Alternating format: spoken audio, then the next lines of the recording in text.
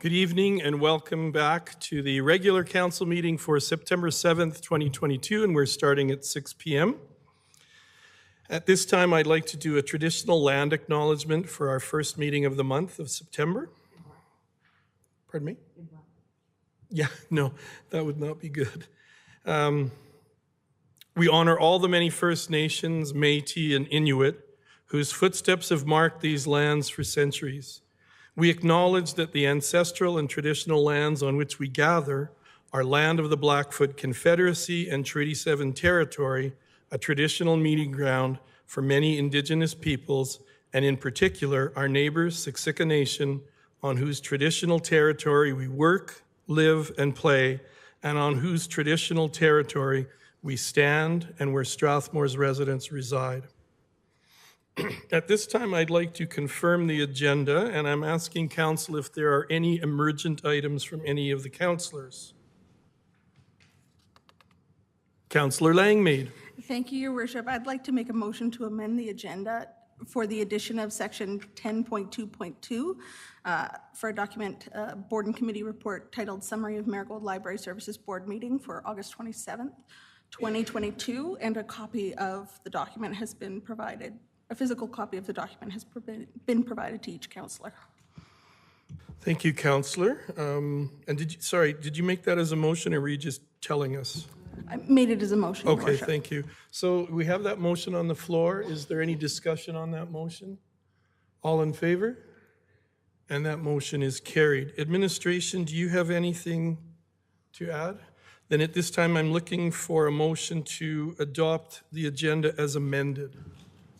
Councillor Deputy Mayor Peterson. Thank you, Your Worship. I would move that we adopt the agenda for the meeting of September the 7th. Thank you. We have a motion to accept the amended agenda, and I'll call the question. All in favor? And that motion is carried. This brings us to the public hearing, the land use bylaw, amending bylaw number 22-21. So at this time, I would like to declare the public hearing for bylaw 22-21 being a bylaw to amend the land use bylaw number 14-11 is now in session at 6:03 p.m. This public hearing is being held pursuant to the Municipal Government Act, RSA 2000, Chapter M-26, and amendments thereto. Legislative Services, Chris. The purpose of this public hearing is to discuss bylaw 22-21, being a bylaw to amend the land use bylaw number 1411. First reading was given on July 6th, 2022 at the regular council meeting, and the public hearing was advertised on July 28th, 2022 through Canada Post to adjacent landowners, early in August 2022 on the town's website, August 4th, 2022 on Facebook, August 10, 2022 in the Strathmore Times, August 11, 2022 on Facebook, August 17th, 2022 in the Strathmore Times, and August 25th, 2022 on Facebook. And no written submissions have been received to date. Thank you, Chris. The following rules of conduct will be followed during the public hearing. Presentations should be brief and to the point and shall be limited to 5 minutes in length. The order of presentation shall be the administration, those in favor of the bylaw, those opposed to the bylaw, any other person deemed to be affected by the bylaw, and council may ask questions of the speakers after each presentation for clarification purposes, and there will be no debating the bylaw. Would administration like to present? And good evening, Chuck. Good evening, Your Worship and members of council. My name is Chuck Proctor. I'm the manager of development services at the town. I've got a brief presentation prepared tonight. I'm presenting on behalf of the Aeds division, which is infrastructure operations and development services, and administration teams who have all been involved with this application. Tonight, the topic is bylaw 22-21, the phytoorganics M1 light industrial district overlay. On the right side of your screen, you'll see a map which shows the subject property that we're talking about tonight. The Trans-Canada Highway runs east-west to the north there. Highway 817 is to the west of the subject lands. The subject lands are in the southern part of Strathmore in our industrial area. I've got a few other maps too to show a better location. Whoops. So the subject property there is outlined in red. It's approximately 10 hectares or 26 acres. I've labeled the important roads on this map. You can see Wheatland Trail to the west, Orchard Way and Slater Road to the north. It kind of gives you a snapshot of some of the ongoing industrial operations on this photo too. And just my final kind of location slide, that area outlined in red is the property that we're talking about. Nearby industrial operations include our recycle yard on the right side of your screen. On the bottom right is our wastewater treatment plant. You can see some of the sewage lagoons there. Top left is the dog park. And then the site is bounded by Gray's Limited and some other industrial operations there. So an application has been received from Phytoorganics to redesignate this 10-hectare, 26-acre site. The WID, the Western Irrigation District, are the owners of this site, but Phytoorganics Foods Inc. is the agent/applicant. There's also a real estate deal in the works to eventually sell this land to Phyto, at least a portion of it. The proposed land use change is from agriculture, to M1 light industrial district overlay. So it's currently zoned ag, which is essentially one of our holding zones that we use until future urban development happens. And we're proposing a district overlay, which is very similar to our light industrial district existing today. So as I mentioned, staff are proposing a district overlay or a direct control. It lets us write something specific for this unique proposal. The Phytoorganics folks are here tonight to tell you all about it, but staff think it is a unique business proposal for Strathmore. And district overlay planners like funny words, interesting words to describe plans and overlays and all that kind of stuff. A district overlay is just a fancy way of describing a direct control district. It just essentially means that it's exactly like our light industrial district existing today, but with a few site-specific changes. So that's all a district overlay means. So bylaw 22-21 proposes to add a new definition to the land use bylaw. Agricultural processing and manufacturing is the definition. And it also proposes to add 6 additional permitted uses to that area in purple that you see on your screen. So these are additional definitions that Phytoorganics can choose from when they're describing their operation at a later stage in the development permit stage. They'll need to pick a use to describe their operation. So we decided to give them a couple options, a couple options that they can use to describe their application for development permit, which is the next stage. So a district overlay, we're just talking about this area in purple, and these are kind of the changes that we're proposing just to that area in purple on your screen. Again, dealing with that purple area, there's a number of handful of regulations that we're proposing to add just to that area, 2.1 to 2.5 up on your screen. So 2.1 is Chinook-tolerant, drought-resistant landscaping must be used in this area. Building height on that purple area is not to exceed 37 meters. There's no restrictions on exterior building materials. Stormwater is managed to the town's satisfaction. That's kind of one of our more standard ones. And 2.5 parking is at the discretion of the approving authority. The parking stall calculation is. It's important to note that 2.5 is a proposed amendment to bylaw 22-21 at this time. It comes around later in the regular council agenda, but we were able to advertise this amendment tonight. So whenever we get a land use bylaw amendment application, we circulate it both internally and externally. We receive responses from ATCO, Canada Post, Fortis, RCMP, in Wheatland County. The responses that we received from these folks were fairly standard. Wheatland County, one of the owners, the property owners within Wheatland County, mailed notice of the public hearing tonight. I mailed that notice on July 28th. A couple of those envelopes bounced just because of change of addresses, but I found the correct addresses and sent out the mail again. ATCO had fairly standard response to our circulation. They wanted just advance notice of any ground disturbance. There's an ATCO pipeline in the site, so it's not a surprising response from ATCO. And I haven't received any responses from adjacent landowners or the general inquiries from the public. So just moving on to our stance, staff's stance, we support the proposal in front of council tonight. Not uncommon to other industrial development. Industrial development may have an impact on the environment, adjacent land use by virtue of its operations. Industrial operations are proposed to be occurring at this site.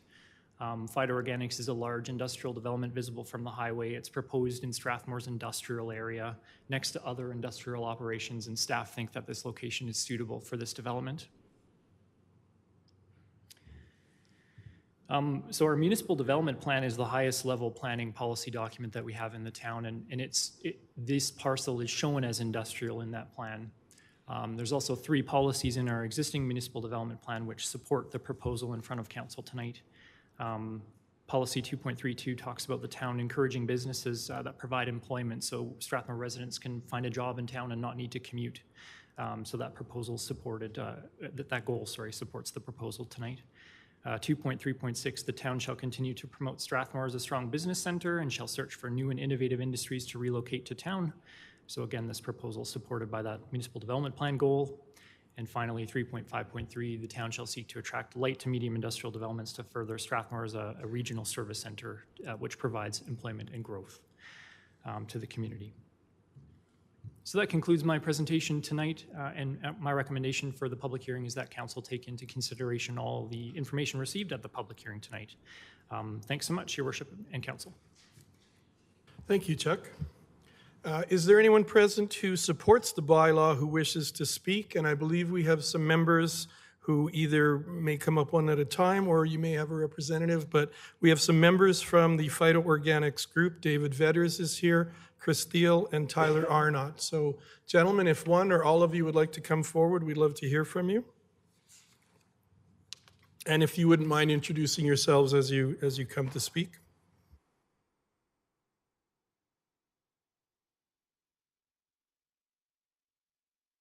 Thank you. Your Worship, Council members, I'm Chris Thiel, the founder and CEO of Phytoorganics. It's been about 10 months since I last stood up here, and I'd say we've accomplished a lot in the last 10 months. And I just want to share some of that with you. So just to jump right into it. So in front of you is the current architectural drawing of the facility that we're going to build in Strathmore. And I'll show it on the screen here in a moment for those behind me. It's a 100,000 square foot facility, and it will be state of the art. We've gone through a lot of design and engineering on the building, and we are progressing this to be the first net zero wet fractionation facility in North America. And it truly is setting the standard for ag, and West Alberta has sort of put the stamp on our company as the standard in agriculture for ESG. So, you know, we've been progressing a lot on that. The team, we've been actively pursuing non-dilutive forms of capital, and a letter that you'll review tonight. We appreciate the support of the town of Strathmore on it. This is a program, it's the Emissions Reduction Alberta Circular Economy, and we've made an application for the full eligible amount of $10 million, and it's all to do with GHG reduction, waste minimization, and water conservation. Those are all 3 important pedigrees of what we're designing. In terms of the timeline that we're on, we're out doing a Series B equity raise, and we should wrap that up by the end of the month. And everything that drives our timeline right now is on offtake, having those end consumers signing up for minimum offtake commitments, and that really underpins a $145 million bank loan that is led by BMO. And then doing a final follow-on round. And just on our timing right now, I think we'll take that final investment decision to our board, whether it's late this year or early next year. And once we make that decision, we hit the ground running. And essentially, once we start, this project doesn't stop, and it's about a 22-month build. So we would be looking at early 4th quarter of 2024 to start operations of the facility, and employ about 66 people in that facility here in Strathmore. So council can see this, and now you guys can. But that's the facility. Looking at it, if you're on Highway 1 looking south, that'll essentially be the visibility. Trucks will arrive on the right-hand side for the P reception. There's storage silos. And then they're clean dehulled through the middle where the gray and white stripes are. That's the wet processing section. And then the dryers are the tall section, and then warehousing on the right-hand side. Coming up 817 from the south, that's your view. I'd say the one thing, that this is a truly development and progressive design. There'll be a whole lot more windows, and we had a design meeting on Wednesday to that effect. Those will be in the next rendering of that facility. So not much to say here. We've made all the applications here. land use subdivision, stripping and grading, and we expect to have the final development permit and building permit filed in October. But that's the plot of land, and I think the thing that we've always tried to emphasize with the mayor and with the CAO is this is really phase one of what we're building, and we're building an agribusiness hub in Strathmore. What that outline depicts is the plant that I just showed you, and where the arrow's pointing to the hash marks, we've pre-designed the plot plan to double the size of this plant to 80,000 metric tons a year. And at that level, we would do about $250 million in revenue out of that facility. And that employment would move north of 100 people and have a huge economic impact. And I think it'll start to grow this hub vision that we have. Last thing for you is really about the GHG pedigree. If we sort of took a do-nothing approach on the facility, we would emit about 68,000 tons a year of greenhouse gas emissions. In going through the design that we have, we've essentially mitigated this down to controllable factors to get it to zero. And that's, waste heat recapture on the wet side, dry air recirc on the dry side, automation efficiencies within the plant. The biggest thing is we're going to run this on alternative power, on solar power, and that more than knocks down our GHGs by half. And then just through the balance, the heat recovery, there's a residual stream that comes out of this that'll be used for biogas for third parties. And net, we get down to that zero level. And it truly does set the benchmark for how we can add value to raw material, agricultural product in the province. So this is something I think we're very proud of. And we just look forward to building this $225 million facility here in Strathmore. In closing, I just want to thank the mayor, council, the CAO, and particularly Chuck Proctor and Ethan Wilson. I think they're great representatives of the town of Strathmore, and in terms of stewarding this project through and coming up with, I think, real sensible solutions to build a big project like this in the town. Thank you. If you have any questions, Dave and Tyler and I can address those. Thank you, Chris. Are there any questions of clarification from any of the councillors?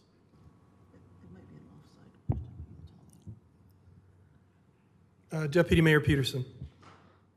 I just am amazed at what's been accomplished in 10 months, and I'm so grateful that you're here and for the work that our people have done. When I heard you talk about Series B financing, and this is probably more a question to our administration. When we have partnerships like the one that we have, is it typical for communities to look, and I'm talking community, I'm not talking Strathmore, I'm talking provincially, to promote that second level of investment for projects like this, and the understanding that Alberta innovates, that kind of thing, and if there's a role for the municipality in promoting both for our own community and the sake of our larger community. And if that question is out of line, I'm okay with that too. There's nothing that nothing says that we can't do that, and I think there has been some promotion of that opportunity. We could certainly undertake more formally, I guess, but there has been some informal promotion of that. Just in thinking, Your Worship, that it's so much in our vested interest to see to the overall success of this within the context of the community. Thank you. Thank you, Deputy Mayor. I think I have Councillor Langmaid, then Councillor Montgomery. Thank you very much, Your Worship. I have just a very quick question for you. Will there be any need for any sort of large volume hazardous chemical storage on the site or anything like that? Yeah, the process itself, it uses food grade materials, and what you're doing is adjusting the pH level. The peas will clean and dehull them, they'll go into a solution. Some of it is a citric acid base, some is sulfuric acid, and then sodium chloride to balance that pH. It's all within, for those two specific chemicals in double-walled containers and with, catchment areas around them. So I think from a risk mitigation, it's embedded within the design. Tyler, I don't know if you have anything to add to that? Yeah. Perfect. Thank you very much. That was my only question. Okay. Thank you, Councillor Langmaid. Councillor Montgomery. Thank you. My question just has to do with stormwater, and it's for just kind of my own edification. I'm curious to know what is currently happening with the stormwater since it's WID land, and I'm curious to know what your plan is for stormwater. Yeah, do you know on the current state of WID stormwater egress?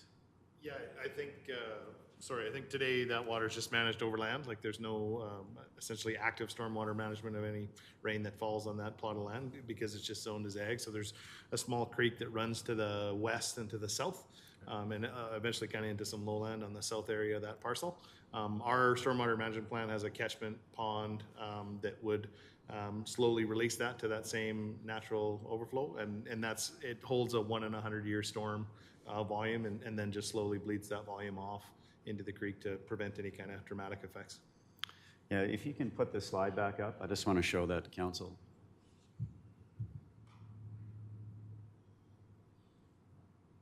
So when this comes up on the plot plan on the west side here, there's my mouse. Just right here is the stormwater pond for the 15-acre parcel. Okay, great. Thank you very much. Yeah. Thank you. Thank you, Chris and Tyler. Are there any other comments? David, did you want to say a few words, or are you comfortable? Okay, thank you. Thank you, Chris, for your presentation. And so are we. Sorry, Councillor Wiley, I did not see you. Oh, just thank you, David, Chris, and Tyler. And if you guys open late 2024, when will our first tour be? Well, I can tell you we'll have a big opening ceremony for it when we're there. It's been 20 months to get here as a company. It'll be another 22 once that first shovel hits, and that'll be a huge milestone. This is truly pioneering an industry in the province, and to be able to do it here in Strathmore, I think it's huge. And the collaboration with town council, with the administration here, it's bringing it to reality. So. We're looking forward to having you there and walking through a big physical building, and it won't be. It's not the too distant future at this point. Yeah. Thank you, Councillor Wiley. Again, Chris, thank you for your presentation and your ability, Tyler, to answer questions as well, and we appreciate it. Thank you.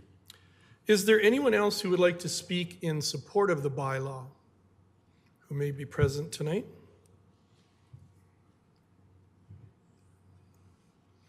Seeing and hearing none, is there anyone present deemed to be affected by the bylaw who wishes to speak?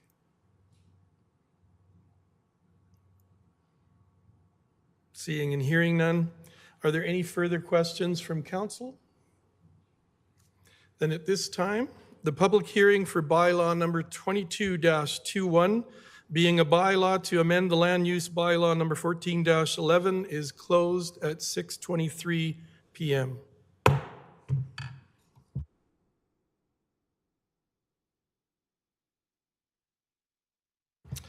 As far as public comments tonight, we have no registered public comments, and I guess I can turn to the public. Are there any members of the public present who wish to comment on an item that is on our tonight agenda? Okay, seeing and hearing none, we'll move on. Item 5, delegations. We have with us tonight AHS EMS Community Engagement presentation. Gentlemen, if you wouldn't mind coming to the microphone and introduce yourselves. And just a reminder, we have a 10-minute presentation time, but there could be questions, comments from council for you that would go in addition to that. Thank you and welcome.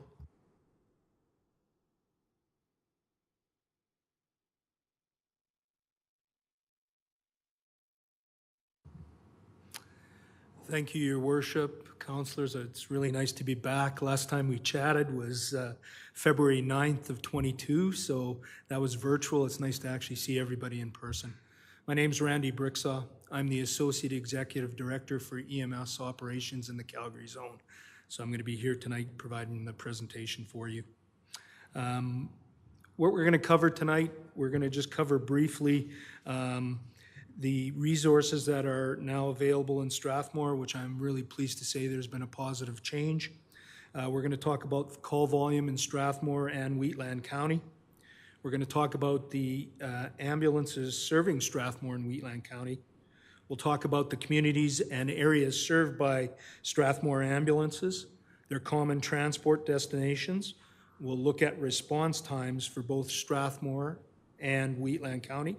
And then we're going to be very open and talk about some of the current challenges and mitigation strategies that we've put in place to address some of the challenges we've faced here and across the province.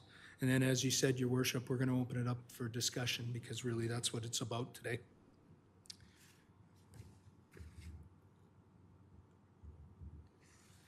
Our purpose today, we're going to share information, we're going to address concerns, and we're going to look for opportunities for future engagement. On a very positive note, I want to reflect a change that occurred on July 6th of 2022. Previously, Strathmore had one assembled ambulance, which is an advanced life support ambulance, which was running 24 hours a day, 365, and 2 Core Flex. So these were basically units that were on call that would come back if there was a requirement for service delivery. On July 6th, we received funding from the government to make a change. We maintained the assembled 124-hour ALS ambulance, but we moved both Core Flex ambulances to assembled. One basic life support ambulance now 24/7 to complement the advanced life support ambulance. And then we moved one of the Core Flex trucks to a peak ambulance running Monday through Friday 0900 to 1724. I'll talk about that at the end. We don't have enough data right now to say whether the change has been positive. We're projecting a very positive change with the data, but for now, it'll likely be at least 6 months before I can come back and report on what the changes is made related to that. The only area that I want to bring to Council's attention is at the bottom around community AEDs. I believe, just from the size of the town, that having 2 registered AEDs in the community is a little low. My assumption is you have a lot more available in the community. So I'd like to, with your permission, work with town administration so that we can get all of these AED registered in our comm center. That way, when the public calls in to a facility where an AED is, we can direct the public immediately to that AED and allow a very positive first response model. So I'll work with administration if that's okay with all of you. Okay, call volume in Strathmore, we'll talk a little bit now. What I'd like to say is the call volume in Strathmore, the town, has been fairly stable. And when you look at the data, I'm going to bring it up before anybody says it. If you look at Q2 of April 2021 to March 31st of 21, it shows 603. And we pulled the data for the same time frame for our first quarter, and it's identical. So I said, coincidence, I doubt it. We went back and pulled it 4 times. My director came to me, Curtis came up and said, there's something wrong here. We pulled it again. So that's actually accurate in the data, and it's reflecting that our call volume has been consistent and stable throughout the initial quarter of 2022. For the town, or for the county of Wheatland, for Wheatland County, again, this stable call volume, and again, the same coincidence. And I just have to say, we pulled it multiple times, but the Q2 is showing the identical volume number, and it was pulled, as I said, multiple times. But what it does reflect in this presentation is that the event volumes remain stable. They do fluctuate based on time of year. So, and that's standard pretty much across all our EMS locations across the province. It's a fairly standard approach to EMS service delivery.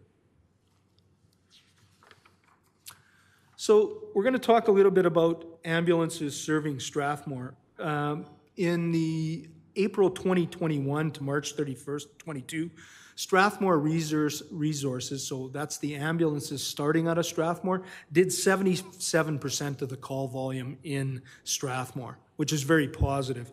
Our data to date is showing that that change has been very subtle. It's down to 73%. I actually anticipate with the changes that we're going to talk about at the end, that number is going to come back up. So the resources that start and stop out of Strathmore will be doing the bulk of their event volumes.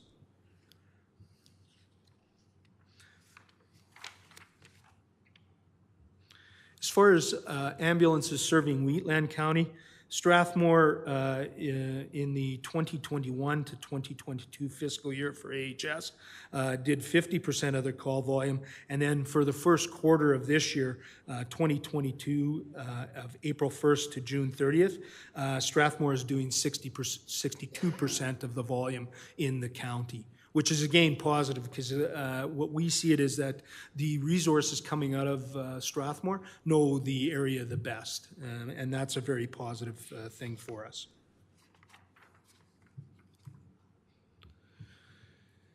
This next change is very important. So we're going to talk about communities served by Strathmore Ambulance. And I want to bring to your attention at the top of the slide, April 1st of 2021 to March 31st, 2021. 22, thank you. The resources that start and stop out of Strathmore were coming into Calgary quite frequently. And if you remember from my presentation in February, I addressed that we're going to make a significant change to that, and I'm going to address that very shortly here. I am happy to report in the first quarter of April 1st of 2022 to June 30th of 2022 that Strathmore resources are staying in community longer now and are going into Calgary less. We've seen an 8% reduction in the first quarter. And another thing to note is at the bottom is the frequency of the resources coming in, or Strathmore serving Chestermere. We've had a very positive change there. We've moved the Chestermere resource from a 12-hour resource to a 24-hour resource. That occurred on August 15th. So we should start seeing the benefit of that, because Strathmore resources were going out to servicing Chestermere and surrounding community. This next slide is very important. This is, if you remember when I talked to you in February, we said we were making a change to what we call the Metro Response Plan. So this was, we were calling in resources from our rural centers, bedroom communities, into the city of Calgary to help support with the call volume there. That has since changed. On February 7th, we made a change to our response plan. The top slide shows the 12 weeks of data of Strathmore coming into Calgary prior to the change. And what you will see on the 12-week average, that the Strathmore resources were doing 46.2 calls per week in the city of Calgary, a very high number. What we did is, following that change on February 7th, we've been tracking the data. And what I've pulled at the bottom of the slide on August of 2022, after implementation of the Metro Response Plan, you can see the drastic change of the frequency of Strathmore resources coming into the city of Calgary. In fact, the last 12-week average shows they're coming into the city 7.1 times per week, compared to previously 46.2 times per week. This is telling me your resources that are starting and stopping out of community are staying in community. And that's what we set out to do, and we're very successful around that.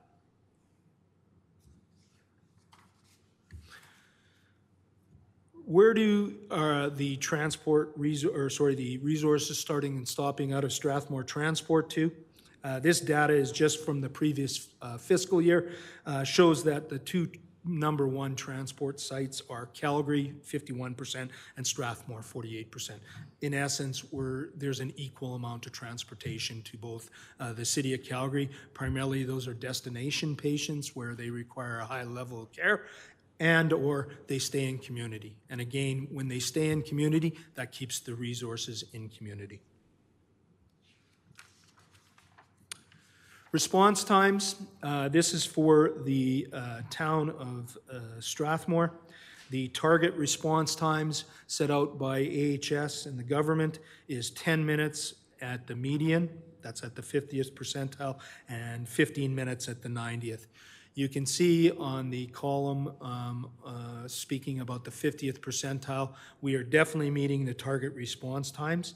I will acknowledge response times have creeped up slightly, but we still maintain our target of getting to a person in under 10 minutes. And I want to echo, these are for life-threatening events, so what we call Delta and Echo. They're the highest acuity calls. We want to make sure that we have resources available to get those high acuity calls. A little bit of area of concern for us and continues to be concern and monitor, and we're hoping that the changes we've made over the past 7 months will decrease the 50th percentile, specifically the changes to the staffing levels on July the 6th, because it'll keep resources in service longer. We want to acknowledge that our response times at 1927 for 2021 and our current response times of 1951 are a concern, and we're monitoring that. Again, it's about 4 minutes to close to 5 minutes above our targeted response times.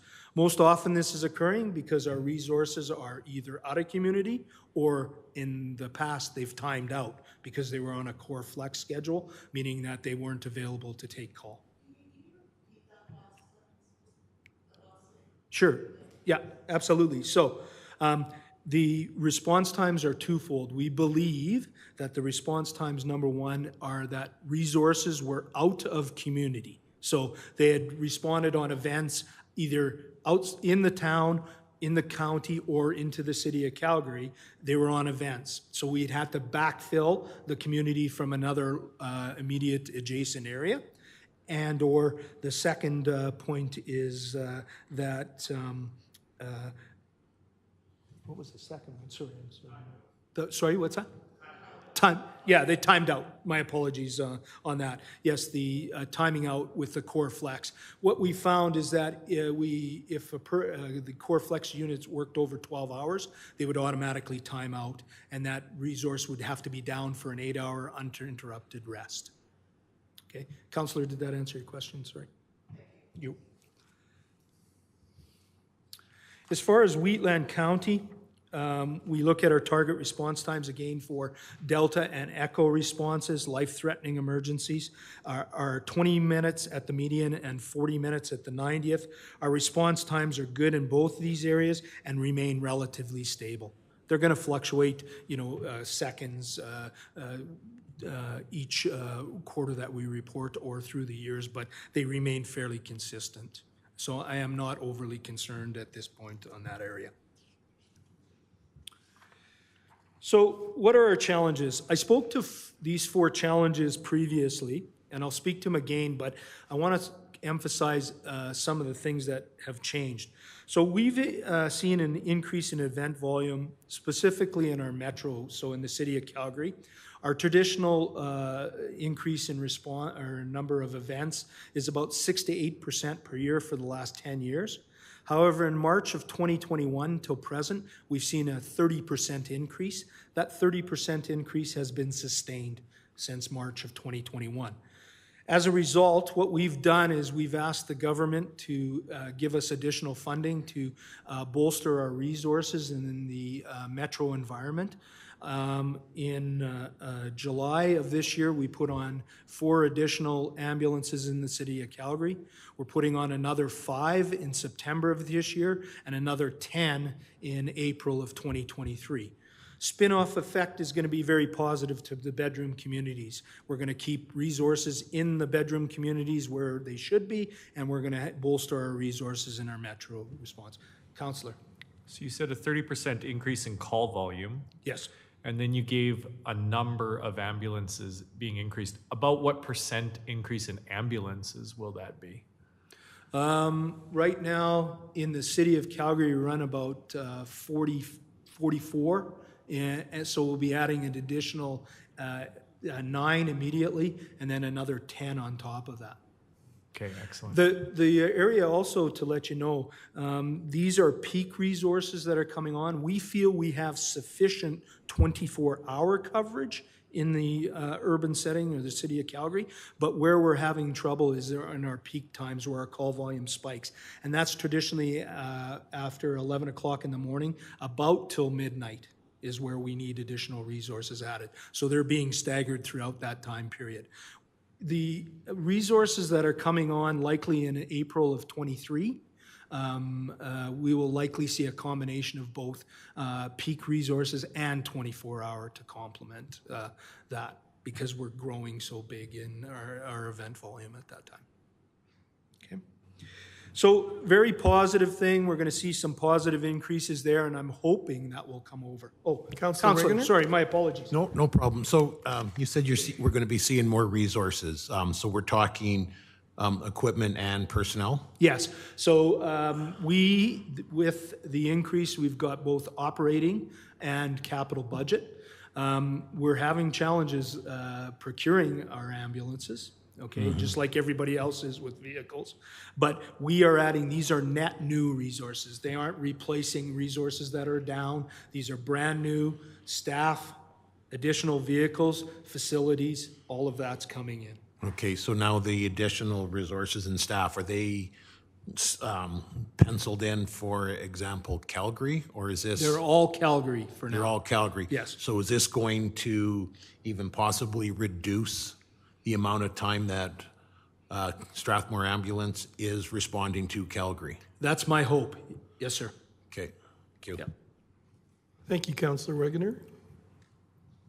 I just have a quick question. Are you folks I'm imagining that in the upper echelon of AHS and EMS, in that services, you're contacting the province on a regular basis as far as staffing at the actual hospitals? Because I know we're going to be seeing an improvement in ambulances and staff in the EMS area, but then when they get to the emergency room, we're hearing that there's a lot of short staff situations. So are you in regular contact with, okay.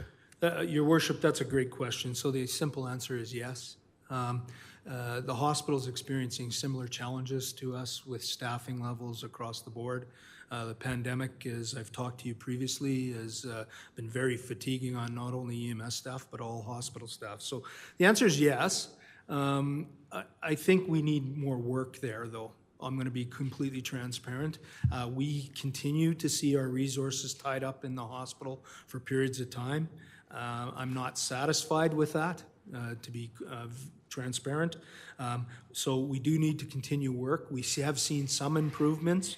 When we talk about hospital waits, we introduced the Integrated Operations Center. So that's like the air traffic control that for the hospital, and it really equalizes what we call load leveling. It sends resources throughout all 4 hospitals fairly equally, unless they're a destination patient where they have to go to a specific hospital because they're a medical concern. And then we are also doing seeing very positive things about increasing our transport rates to urgent care centers. And we've seen significant return of our resources and quick turnaround times because they aren't getting caught in the hospital for long periods of time. But it's still a problem.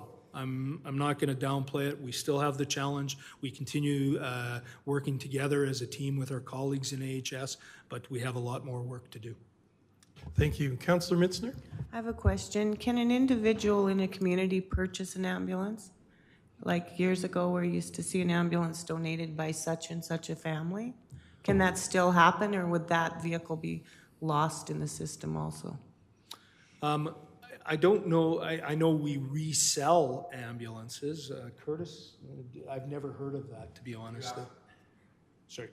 I'm asking if a member of the public or business was to purchase an ambulance specifically for Strathmore.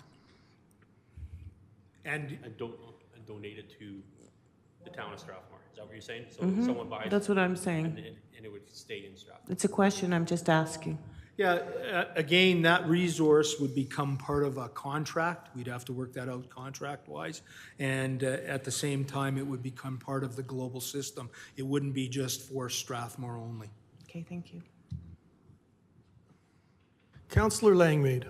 Thank you very much, Your Worship, and thank you very much, gentlemen, for coming to talk to us tonight, and thank you for all the work that you and all of your co-workers do in our community to keep us safe and make sure that we get to the hospital when we need to go, which is hopefully not very often. I do have a few mainly data-based questions for you, and it's just different, is similar to the data that you presented today, but maybe a different view on it. For the response times, and you noted this in your presentation, it's for Delta and Echo calls only, which are danger to life and limb. Yep. And those are really important. But A through C are very important to the person who is calling at the moment that they're calling. It might not be a life-threatening situation, but it is very important to them. So I'm wondering if the triaging of low acuity 911 calls is affecting response times for those A through C responses. How are our response times looking for those categories of incidents? And is it possible that we could get that data the next time you come visit? We don't track that data in the sense I shouldn't say we don't track it, sorry, we don't report on that data. I can get that data for you. To answer your question though, the answer is yes. Based on our limited resources and our call volume that's exceeding our resource capacity, we do put calls into pending and they are held for periods of time. So the answer is yes, and that's so we can get to life-threatening events.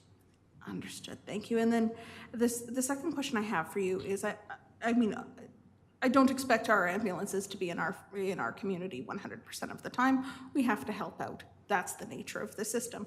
What I'm wondering is, for a period when one of our ambulances has been called away, mainly specifically into the city, yep. What is the average away period?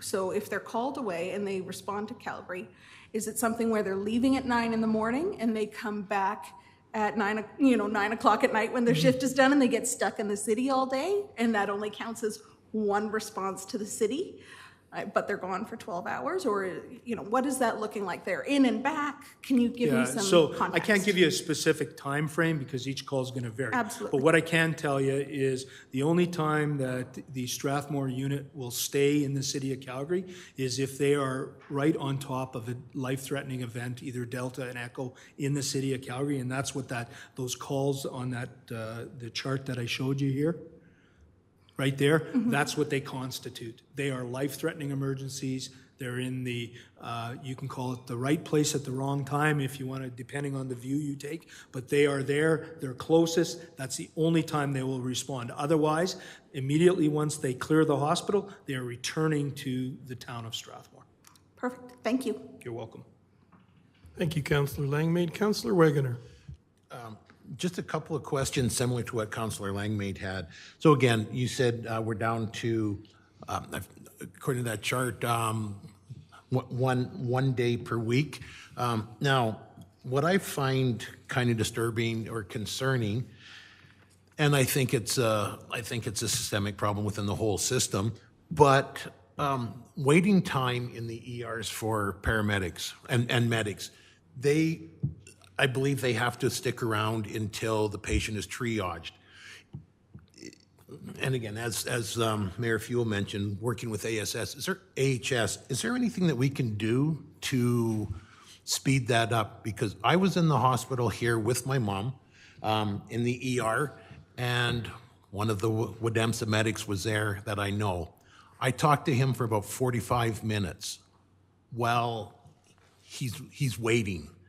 So I find that quite concerning, like 45 minutes, and he said that's a short period of time. And I know it's something that has to go on, and it's been going on for years. To me, that has to change. It's, can they not hire, can AHS not look at bringing in, and I'm not sure if what the word I'm looking for is, but triage specialists who can sit there and babysit the patient while the medics get back to doing real work? So, Councillor, thanks for your question, and I'm going to echo your concerns. It's front and center of mind. The men and women that work hard in EMS are the only people that provide pre-hospital care in the entire healthcare system, and we need them back in community, not in the hospitals. So we acknowledge that. So secondly, yes, once they're triaged, they can be placed in the hallway. And the medics stay with them based on acuity. We have processes now in place based on the introduction of the Integrated Operations Center, where we have minimums that the hospitals can keep. Once they hit that threshold, then we do automatic downloads, which means we go to triage and we say, within the next 15 minutes, we're giving you this patient and we're going back to the street.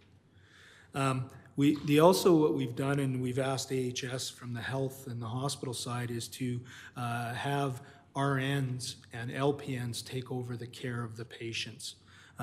Curtis will speak to that very shortly here, but we've just started that approach with them.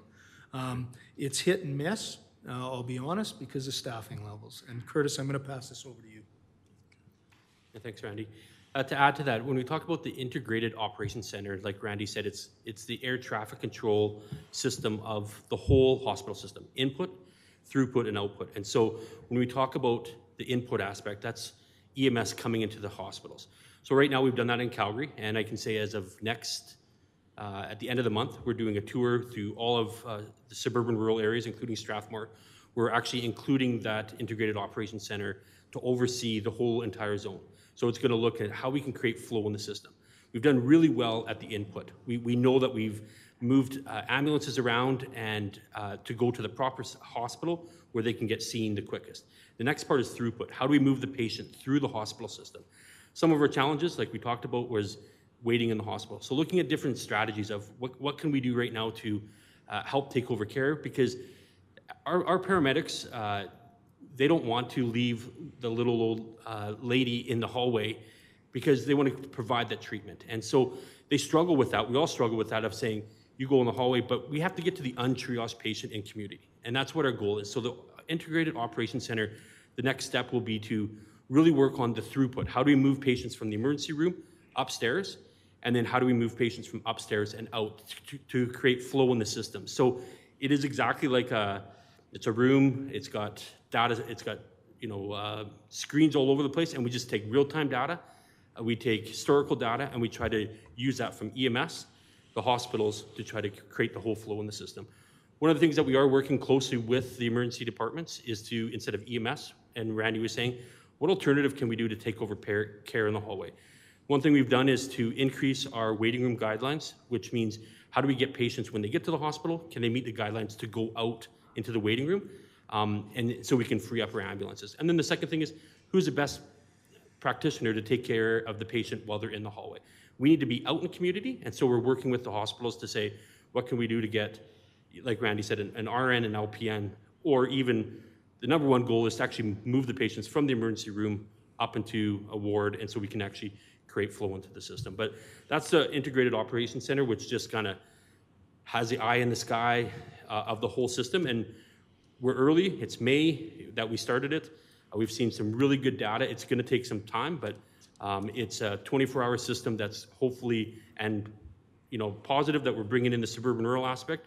So even when a Strathmore crew gets a call and they're going into Calgary, they'll patch in and we'll tell them, once you go to this hospital, it might be a little bit farther, but you're going to get out that much quicker because of the data that we have. So that's kind of to help with the whole flow. Like Randy said, hospital waits are one of our number one concerns, but we're working closely with AHS, and I mean, we are AHS, but with our healthcare partners to help get EMS back on the street. Okay, I appreciate that. And I mean, dealing with, working with our crew here at Woodamsa, we are seeing some improvements and that, and we thank you. Thanks for the hard work on that. Again, I guess being selfish, I would not like to see our vehicles leave the county, but that's a selfish aspect on our part. Absolutely, and the work that we did in February, that we promised you in February, I know it was right around that same time, and we kind of had this idea of what it would look like to try to keep suburban rural back in community. We didn't know when we talked to you last, everything that we thought, we were hoping to get that data, and we did get the data. Our goal is, and we literally talked about it today, how do we build up to free Calgary units that they're available?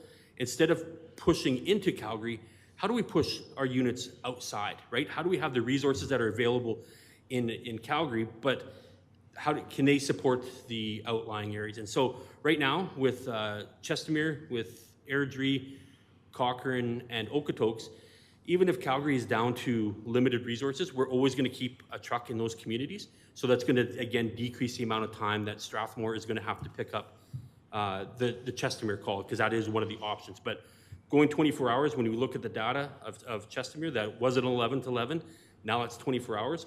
That's a significant amount of calls too. That's just taking it. So it's not one thing that's going to fix it. It's, we added the resources, we changed our dispatch model, we're working through the hospital. If you want to say one thing that's going to fix it today, It's not going to be one thing. It's going to be a lot of little things that we have to work together with our partnerships, and how do we address some of these little problems so we get the end goal, which is to get to that untriaged patient and community. And that's what our goal is, to be available for that next call. So not one thing's going to fix it, but working closely, working hard at 5 different things, and collectively, that's where we're going to see some of the positive change, which, proudly to say, we've seen some positive change, and it's just a start. Like, we don't have the data here to show, what the changes with the additional resources. One more thing that I just want to add, because it impacts suburban rural, is the transfers. Suburban rural does a lot of transfers out of the hospital into different areas. One thing that we've pushed, can't even remember, I led it, but about 6 months ago, was alternative transports. And that's saying, how do we transport the patient that's in the hospital that doesn't need EMS care back into community? Because right now it was easy, call EMS and they would take that patient back. And we literally had it the other day where someone came from Calgary. We transported back to a community. They didn't go to the hospital. They got in their truck and they left, right? And so that was a waste of resources. So we're worked well with government. We're working well with the hospitals and even Strathmore to say, what's that alternative transport? If someone can go by a taxi, by family, that they don't need any care, we actually want to push that because we want the ambulance to be available in community for that untriaged patient.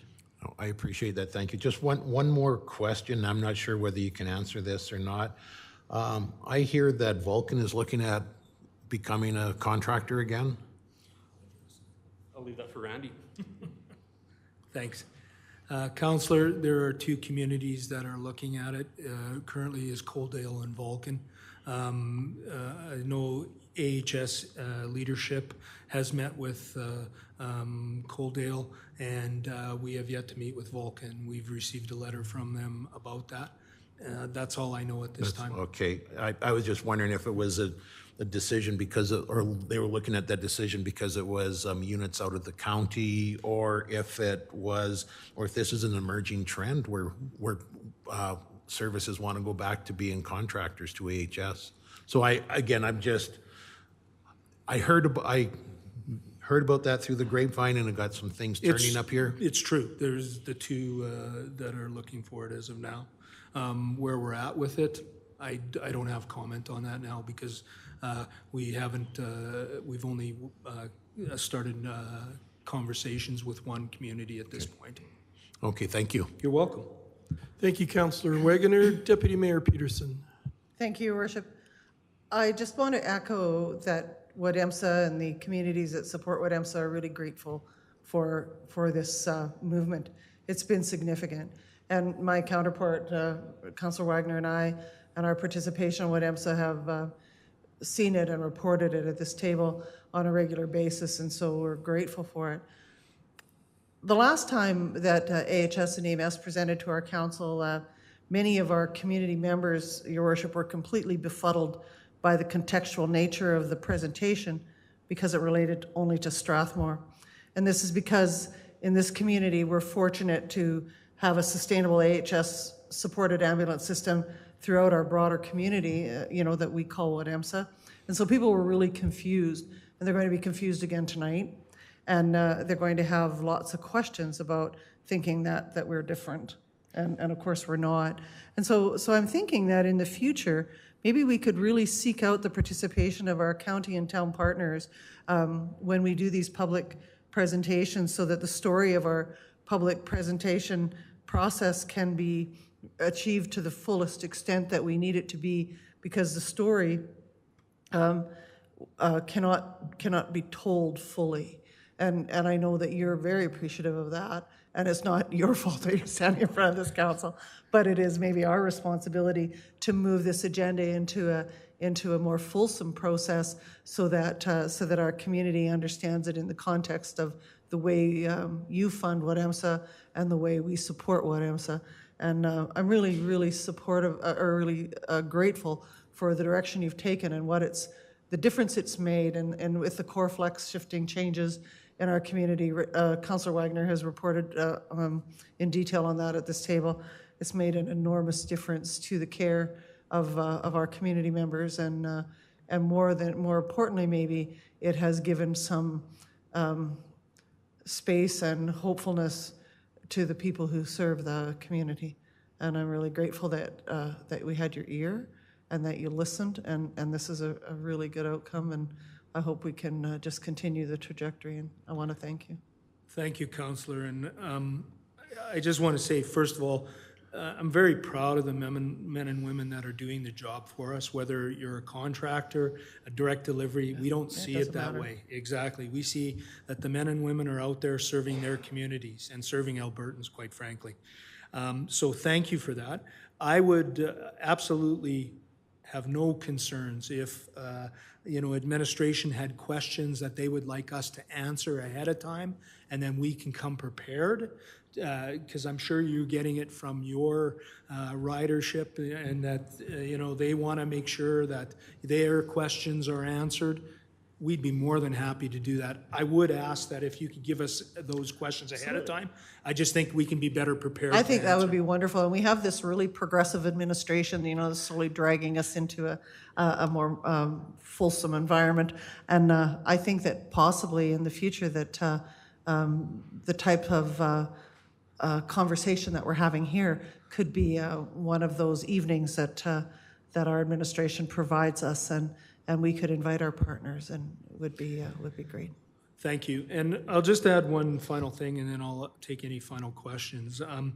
I do sit on the Alberta EMS Provincial Advisory Council.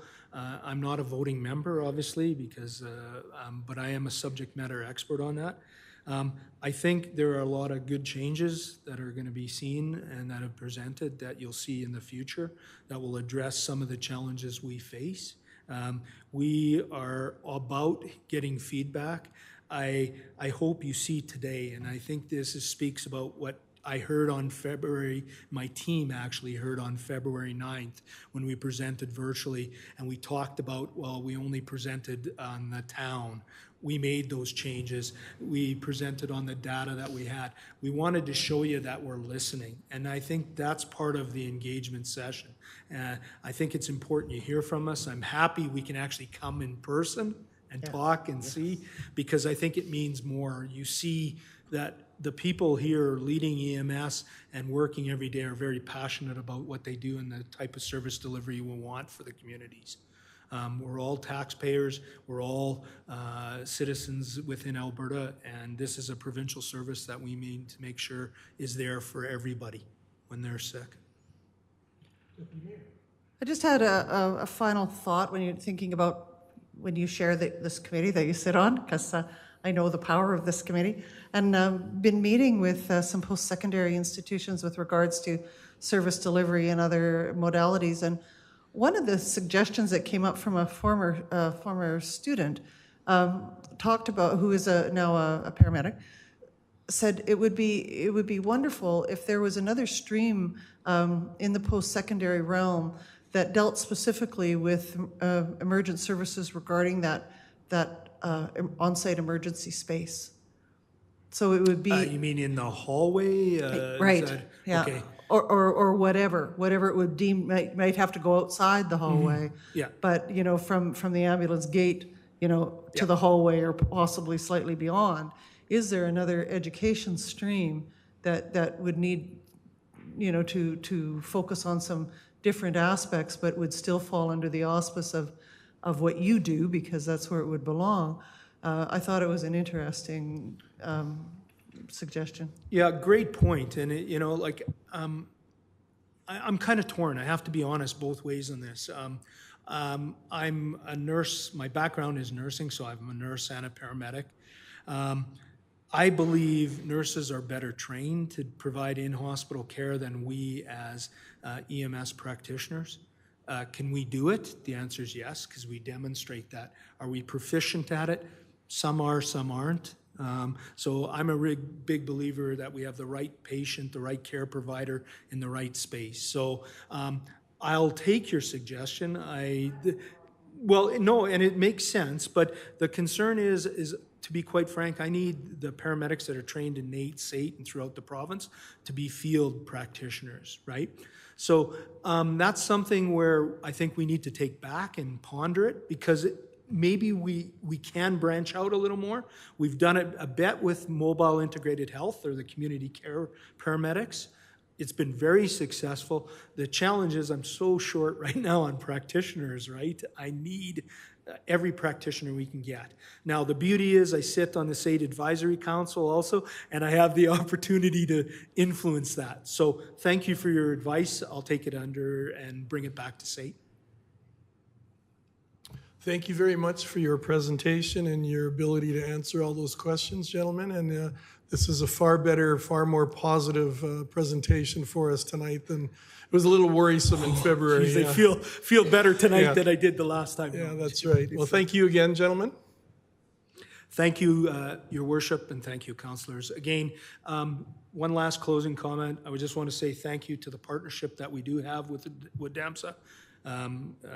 Rob and Kevin have been nothing short of exceptional, and I'll be honest, I don't see him as not part of the family. So please pass along our gratitude to them.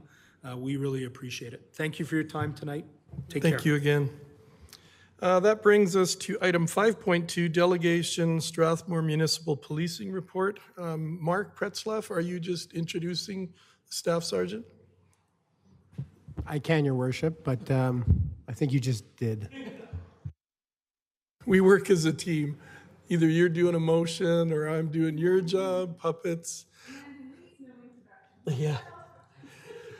Staff Sergeant Will Gosh, thank you for coming here. I'm not familiar with your member with you, but if you wouldn't mind introducing him, and we look forward to your report and the discussion following.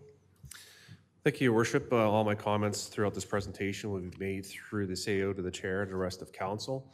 Normally you see Sergeant Jay Salmon with me, but we're changing things up a little bit here tonight. I have with me Constable Ian Paddock. He's one of our senior constables and second in charge on one of our watches that serves the town of Strathmore and our surrounding areas. So he is with us here tonight. I wanted to have an opportunity for him to meet council as well as for council to meet him as well. And throughout the report, I might make some references to some of his efforts here in the town of Strathmore and surrounding areas with respect to delivery of our policing services and the progress we've made through our detachment priorities and service to the town of Strathmore and surrounding areas. Feel free to have a seat if you like. I might call upon you in a few moments, but I guess just a little bit about Constable Ian Paddock. He's here. His wife is also one of our members and another senior member on one of our watches. They've been here for just about 4 years. Yeah, just about 4 years, 3.5, 4 years. And during that time, they've been raising their children in our community and been doing a great job at keeping Strathmorans and our surrounding areas safe. This is our Q1 report in this fiscal year. It covers the months of April, May, and June. And it's a bit of a carryover from our priorities from last year. We're seeing some of the similar priority issues that were identified in consultation with council, but as well as our community members, community groups, and those with who we consult. With respect to some of the changes you'll notice in this report, we've seen some, again, positive crime reduction, downward trends in the last couple of years. But in order to try and, give a better understanding as far as where our crime levels are fluctuating a bit, we are seeing a bit of a return to some of our historical crime levels. So when you see our graphics here and where our crime targeted measures are, we want to make sure that we're kind of in the range with our 4-year average highs and 4-year average lows that we're seeing in the selected crime groups. So those are some of the changes you'll notice within the report.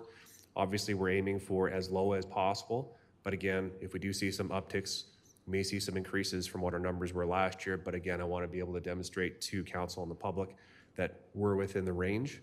And obviously, we're trying to make sure that those numbers are as low as possible. For our first priority of this year, again, we're looking to make sure that we're reducing property crimes, and that is the reduction of theft from vehicles, and break and enters into our properties. And we do that through a number of different various initiatives. Just speaking quite briefly with respect to our habitual offender management program that is still underway within our area. We had 13 habitual offenders and properties within our area, that's within our rural area and municipal area, that our members have been monitoring. During the Q1 of this year, there were 94 checks. 94 offender checks. That's resulted in 2 of them moving away out of our area, at least 1 arrest, and a number of stolen items that are recovered from properties. I can tell you as a bit of a preview for Q2 that number has increased as far as the number of offenders arrested and amount of property that's been recovered, whether it be through searches of these properties or, again, detection of area habitual offenders that travel through the Calgary urban area and do come through into the Strathmore rural areas. Our Persons of Interest program remains active. The security screw program is still active, and we've also added the Langdon office now that it's open. So our area residents can go to Langdon office and pick up those security screws for the license plates as well. Just a bit of an update on that. We do see some positive movement with that program. We do frequently have residents that attend our office to have those fasteners installed, and all of our dealerships are in support of the program, and the feedback I've received is the usership and the amount of people that want to use them or have them issued to them has increased and has remained steady. Our theft prevention program remains under development. With respect to our crime prevention through environmental design, we do offer that in a number of different ways. The administration for the town has been excellent with including myself into development circulations with respect to our comments on them, or at least our involvement or our suggestions to ensure that our area developers have contact with us. We can identify somebody they can contact after hours should there be issues with their sites, and again, we can offer that opportunity to offer advice and guidance even at an early stage in the design phases, where we can offer our opinions on how to change layouts of properties, how to perhaps add certain features to certain developments that would help us minimize potential areas of concern. That might be as simple as lighting, shrubbery, or keeping certain areas open and visible from the roadway that would, again, minimize the attractiveness of certain crimes being committed in certain areas. Our members also offer advice and guidance should they be in response to a particular call, whether it's a break and enter or a theft from a vehicle. Our members on site do offer that guidance as well when they're dealing with the clients when they're responding to these calls for service. Moving along here, and I guess the next pages that you'll see within your report is where I referred to those graphics. We did see in Q1 a bit of an uptick in our break and enters, and I can say that mainly involves some of our businesses, and I can tell you mostly those were being committed by those that aren't from our area or the town of Strathmore. We would have a Calgary urban area habitual offender move through the area and commit a series of 2 or 3 break and enters to businesses in one evening and then roll through our area. So through Q1, for example, there was one series that involved the Dodge dealership, Minoso Nails, as well as the Petro-Canada in Edgefield. Was committed by one person who stole a vehicle, committed a series of break and enters to these businesses. We were able to, in cooperation with our members east of us, the Brooks area, able to identify the vehicle, apprehend the offender, and we laid charges on all of those matters. So it leads into some of what you may be noticing recently is we've increased our media presence to be more transparent with the public, to let everyone know what's going on in our area, but also to demonstrate that when crime occurs, that our members are out there, they're working, and they are detecting and apprehending these offenders when they're involved in these crimes.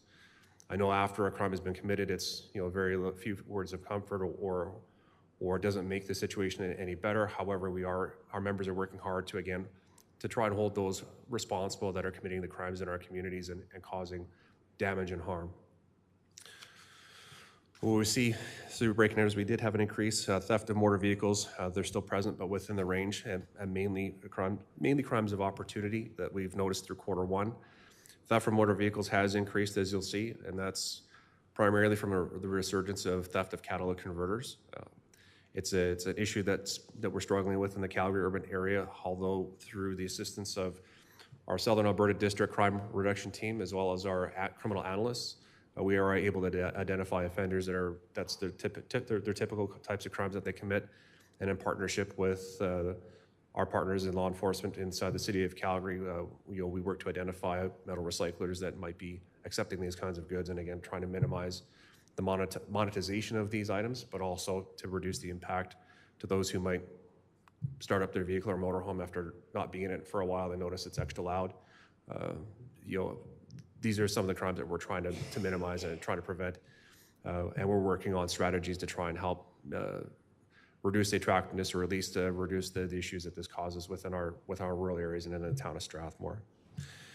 Just overall comments with respect to our property crimes. I can tell you that what we are noticing is, again, habitual offenders that operate within the broader area around the city of Calgary and in our general region. They do pass through our rural areas. They do come through the town of Strathmore.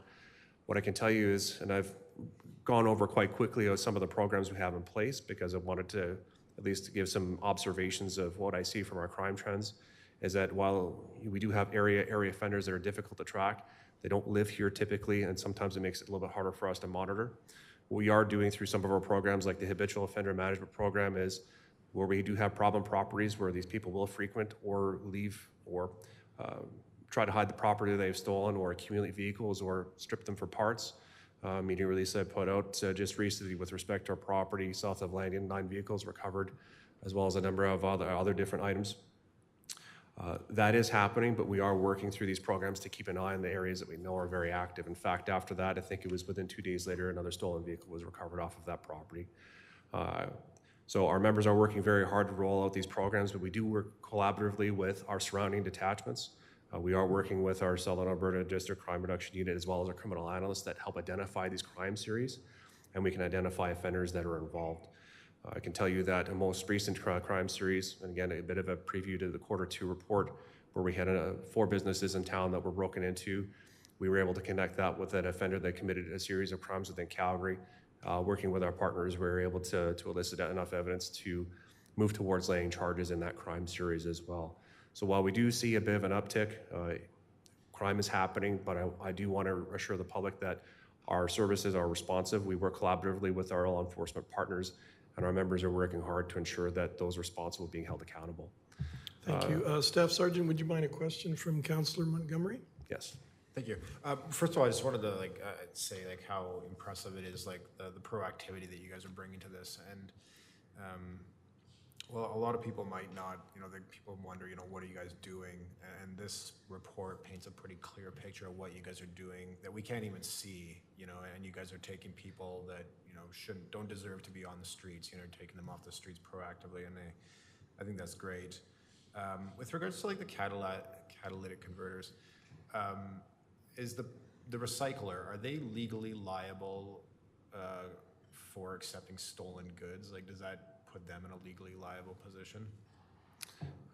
If I'm not misstating the act, I believe it's the Auto Recyclers Act. It's a new piece of legislation that was introduced in the last couple of years. Essentially, when you bring in valuable metals, whether it be batteries, there was a period of time where we saw a lot of battery theft, whether it be from roadside signs or the like, or catalytic converters or copper wire for that matter. The act essentially requires that metal recyclers treat these items like they're a pawn shop. You're supposed to obtain identification from those who are bringing these items in. They're supposed to record any identifying marks or serial numbers that come off of these items, and it's there for us to follow up on a later date. I'll tell you that work with our municipal enforcement partners in Calgary. There have been times where there's been penalties that have been levied, where we've been able to identify businesses that have been involved in this type of activity. So sometimes it can be difficult and challenging if there's not a serial number on a particular item. But again, we are working collaboratively with our law enforcement partners to not only hold those responsible for committing these thefts, but again, to remove the possibility of monetizing these items in the places where they can take. If you can't make money off of something that you're stealing, then it reduces the attractiveness of committing the crime in the first place. Okay, and even that's a great example of how you guys are being proactive. So yeah, thank you very much for the answer. Yeah. And I think it's coincidental that Constable Paddock was here with me tonight, but now that he is here, I'd like to recognize him in front of council for his efforts. I can tell you that much of the programs he plays a very big role in the programs that we're laying out. I can tell you he's our top performer with respect to our Habitual Offender Management Program. In the last 2 media releases that are released, as an example, one of them was a vehicle that was identified stolen out of 3 Hills. Constable Ian Paddock was involved in that and was involved in following the vehicle, and it eventually led to the apprehension in the Olds area, if you consider how far that took us. About a week before that, another one of our media release that I put out, perhaps you may have seen it, was with respect to the detection of a U-Haul van, as well as a stolen truck and travel trailer. Well, the two offenders between Constable Paddock's investigation and then the other one I'm referring to, I was told by a criminal analyst single-handedly eliminated auto theft in the Sundre area, just by those two habitual offenders alone. I can tell you with respect to a property, there were 9 vehicles were recovered at that period of time. There was a follow-up investigation where, again, through his regular checks, Constable Paddock identified a person there that was unlawfully in possession of a firearm. He obtained a search warrant and was able to effect an arrest of another area habitual offender.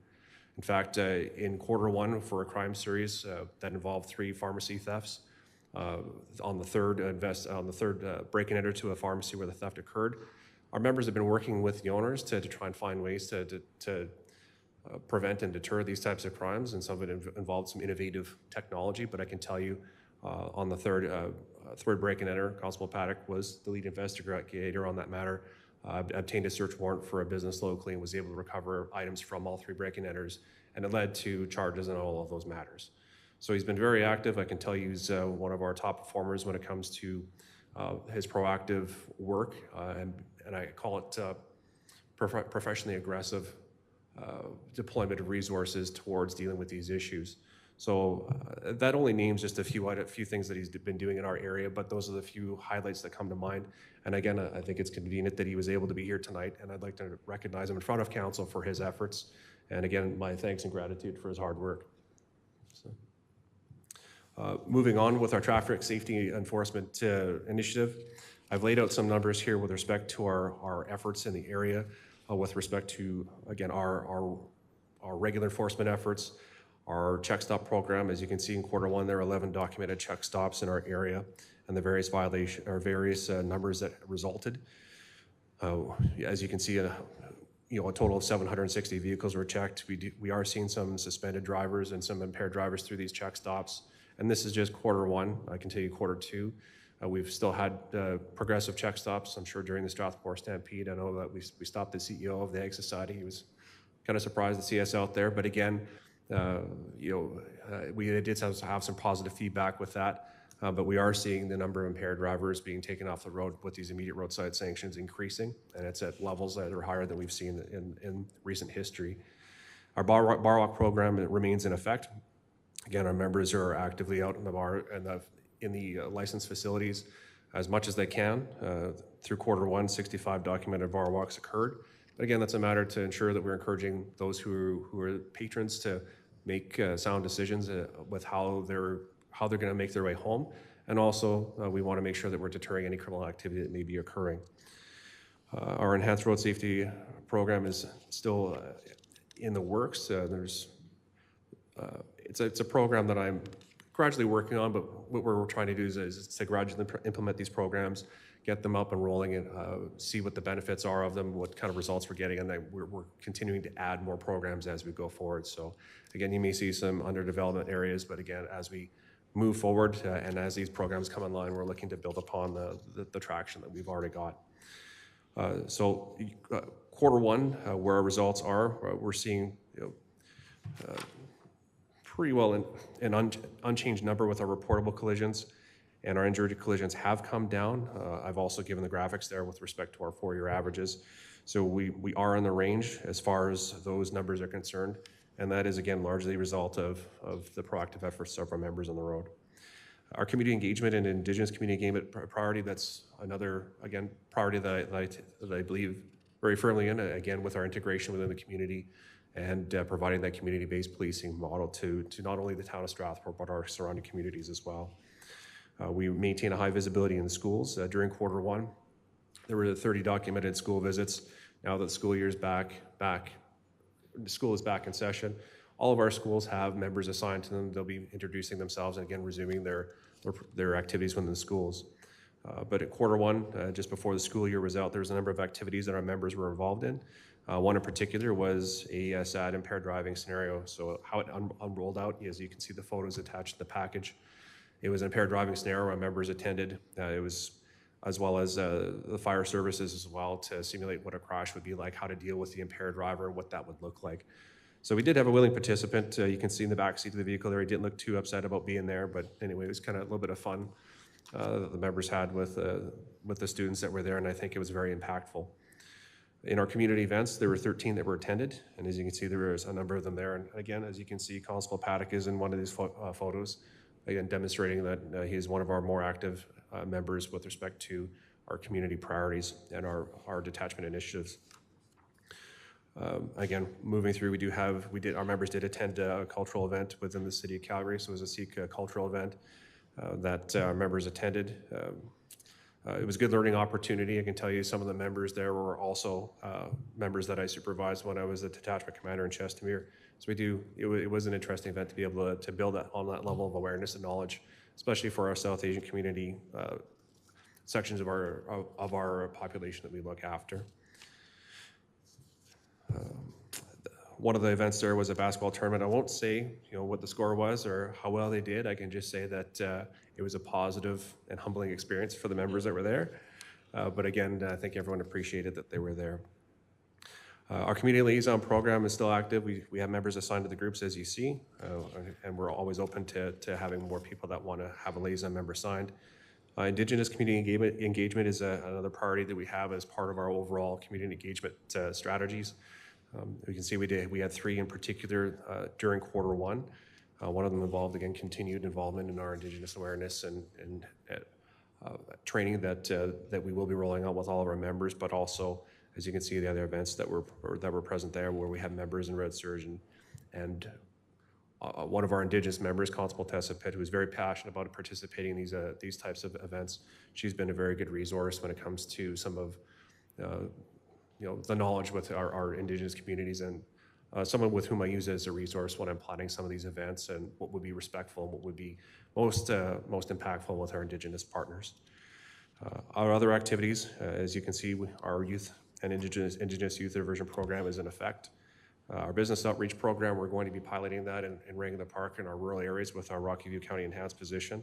And based on the results of that, we're going to look to pull out some of the best practices and how we can port that into the town of Strathmore. So that's also something that's underway. One point, again, as we see our Watch Clerk program is still in effect. We are hiring right now, but I can tell you a lot of these successes that we've had in our rural areas dealing with some of these issues before they come into the town of Strathmore have largely been as a result of the increased amount of time that our members have on the road. So that is a program that has been in a partnership with our Wheatland County, Rockview County, and the town of Strathmore. Partners have been very valuable, and it's been a valuable investment in community safety in our area. I've given you some visuals here where we are for calls for service, both for our regular calls and traffic calls for service. We're pretty consistent with where we were last year. And I guess in closing remarks, again, we're trying to increase our transparency as much as possible. As a remark we had from Councillor Montgomery, these reports are really there to be made open to the public so they know what the police are doing in the community. Yes, there's issues, but what are we doing about it? Another way we're trying to increase our transparency, again, is the increase in media releases that we're doing.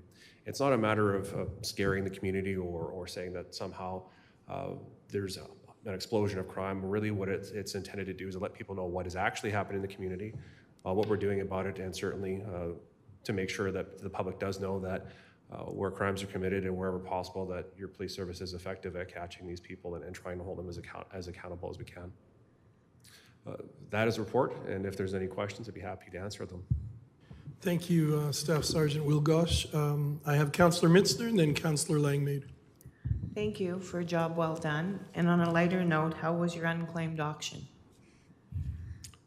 The unclaimed auction is actually this weekend. Oh, I thought it was August 10th, no?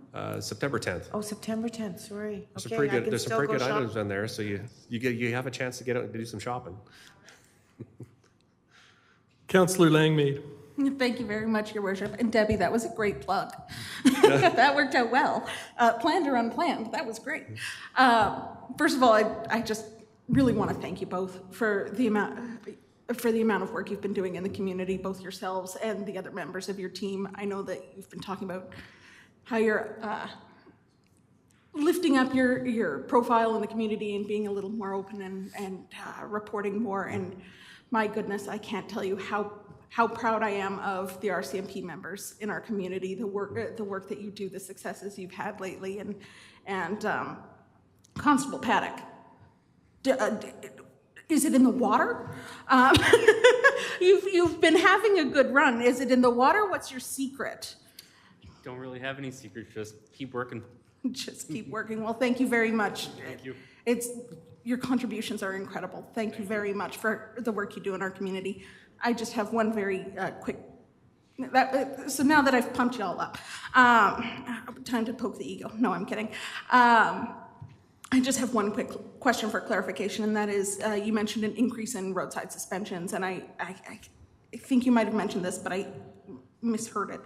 Are those for locals that you're noticing an increase for, so people who reside within Strathmore? Are you noticing an increase in roadside suspensions for people who are passing through our community? So I'm kind of looking for a feel, is this a local issue, or is this something that's kind of an overall thing that's happening? It's more of an overall increase that we're seeing. We're not seeing in particular that, we can't point fingers to say one group or one community is any better or worse than the other, but we're seeing an increase. And I can tell you that with the immediate roadside sanction program, there's some differences with historically how we would investigate impaired drivers. So if you proceeded strictly with a criminal impaired driving investigation, I can tell you one of the longest ones that I had to deal with took me off the road for 8 hours.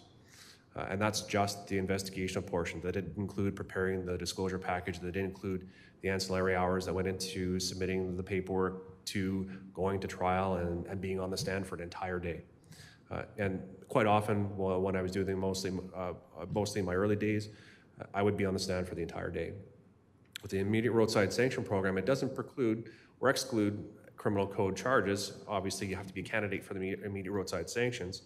But again, if you haven't had one before, or if there's no property damage or no injuries, then that is a route that we can take. And really, the issuance of a roadside sanction after a failing roadside sample could be as quick as 15 to 30 minutes.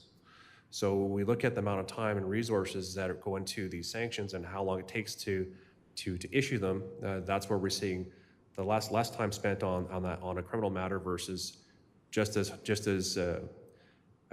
punishing, in fact, even more punishing measures when it comes to the 15-month suspension, followed by the 15-month suspension, which includes a 12-month interlock program requirement, which comes at a hefty dollar value. There is substantial fines. There is a 30-day vehicle seizure, and that doesn't include the impact of the insurance premiums that are increased afterwards if you're going to continue to try to insure your vehicle. So to answer your question, in a single evening, if you were to try to find the same amount of drivers with one member to conduct criminal code and driving investigations in every single one, versus having the option with the immediate roadside sanctions, you can do far more in one night with one member than you could with the immediate roadside sanctions versus the criminal code provisions. And again, just for clarification as well, if it's an injury, collision, or fatality, or again, if it's not the first time, this person's not their first rodeo, we can still do the criminal code investigation and the immediate roadside sanctions are still issued at the same time. So it's case by case dependent, but simply put, our members are able to be on the road a longer period of time, and the investigation beginning to end is far, far shorter. Excellent, thank you. I think kind of the crux of my question there was just wondering if, because this is, I believe, the first time I've seen the data on the roadside suspensions in this report, and I was wondering if maybe we have a cultural issue locally that we can address as leaders in our community to discourage this practice even more, or whether we're kind of on track with other communities, I guess, for lack of a better term. I think we're on track, and everyone, the issues between drinking and driving or impaired driving, whether it be by alcohol or drugs, it's not new. It's been around for a very long time. It's been significantly discouraged. There are volunteer groups out there that are very vocal about discouraging it. Our messages with harm reduction, again, safe driving, that is, we roll that out with our messaging through schools. Our other first responding partners are very good at it as well, whether it be the fire department or EMS when they're doing their presentations. Our overall visibility in the community, again, is a bit of a deterring effect when you see check stops happening. I think it does influence people's decision making. And I think the changes in legislation have also helped to increase the penalties to have a very strong deterring component to it. I can tell you with our check stops, in fact, our check stops are detecting fewer impaired drivers than our members that are out there and doing the roving vehicle stops or out there just generally observing, right? So it does have a deterring effect. So to answer your question, I think Strathmore is on track with its general message of community safety. certainly the support that we enjoy from the town of Strathmore, as well as our surrounding communities, helps us to do our job out there. Thank you very much, and thank you both again, to both of you and to all the members. You guys rock. Thank you, Councillor Langmaid. Just a couple of quick comments, Staff Sergeant Wilgosh. And is it, I just want to verify, is it Constable Paddock? Yes. Thanks, okay.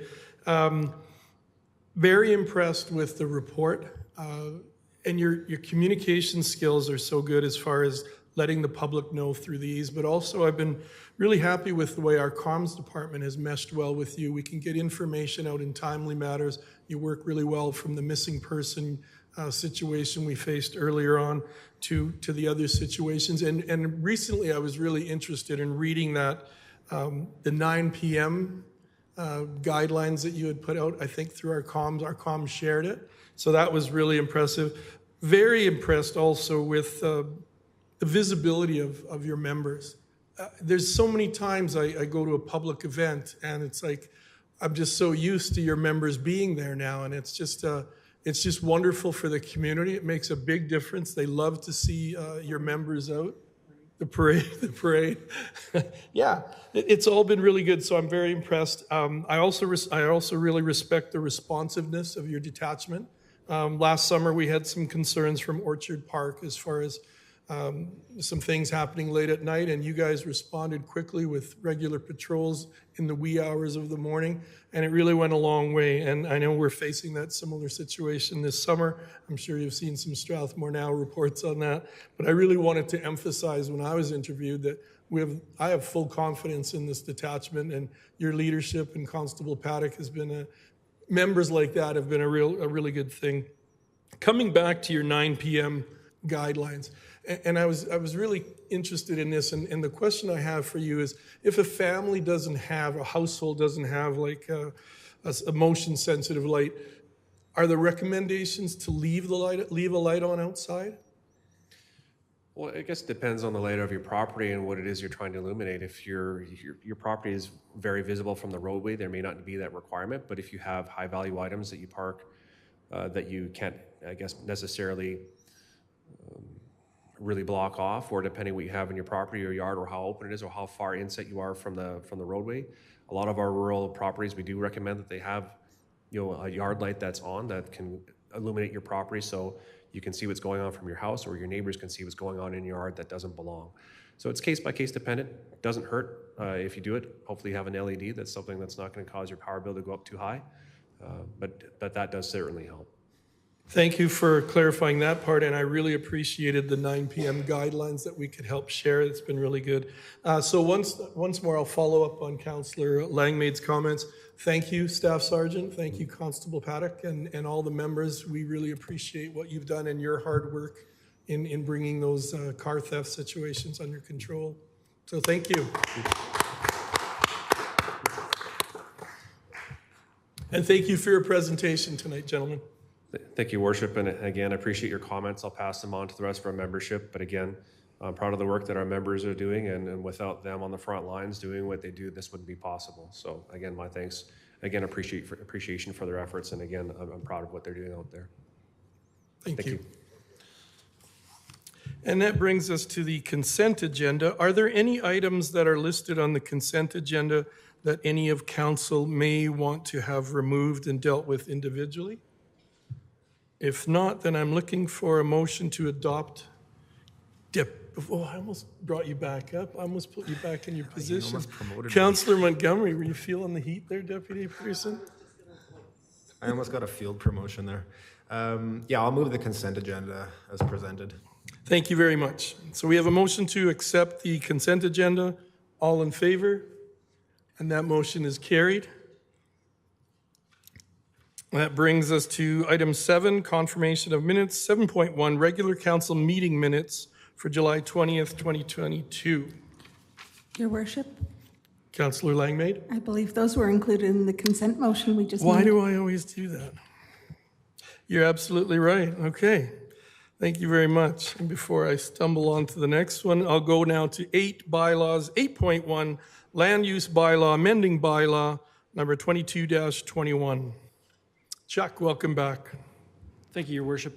I've got nothing further to add to my presentation in the public hearing. Staff are available for any questions if council has any. The phytoorganics team is also still here if you'd like any questions for them. Tonight, our recommendation, there's an amendment to bylaw 22/2021. There's second reading and third reading tonight. Thank you. Thank you very much, Chuck. Councillor Montgomery. Thank you. I will move the council amend bylaw 22-21, land use bylaw amending bylaw by amending section 2 regulations to include 2.5, the off-street parking requirement is at the discretion of the approving authority. Thank you very much for that motion. All in favor? And that motion is carried. Deputy Mayor Peterson.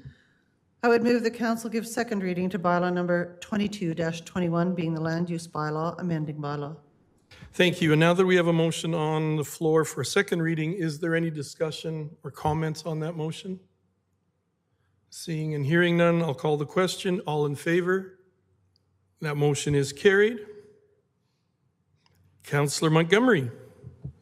All right, thank you. I will move that council give third and final reading to bylaw number 22-21, being the land use bylaw amending bylaw. Thank you very much for that motion. I'll call the question. All in favor? And that motion is carried. And thank you, Chuck, and thank you to the members from Phytoorganics. And just before we move on to something else, I also wanted to publicly thank the WID for their efforts. They've been really, really receptive, and I think it's the relationship and the bonds we've built over the last several years that has really helped in some of these situations. They stepped forward, and they were able to really help provide a good land situation for Phytoorganics. So I'd be remiss in not thanking the board as well as their senior leadership team and their staff. So thank you to WID, and gentlemen, thank you for being here tonight and your presentation. And that moves us to 9.1, Phytoorganics Letter of Support.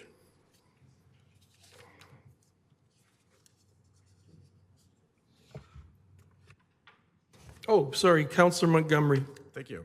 I will happily move that council authorize the mayor to sign the letter of support to Emission Reduction Alberta in support of the Phytoorganics proposal to the Circular Economy Challenge as presented in Attachment 1. Thank you for that motion. Any discussion on that motion? I'll call the question. All in favor? And that motion is carried. Thank you. 9.2, the following motion was adopted in the consent agenda. Thought I'd stumble there, didn't you?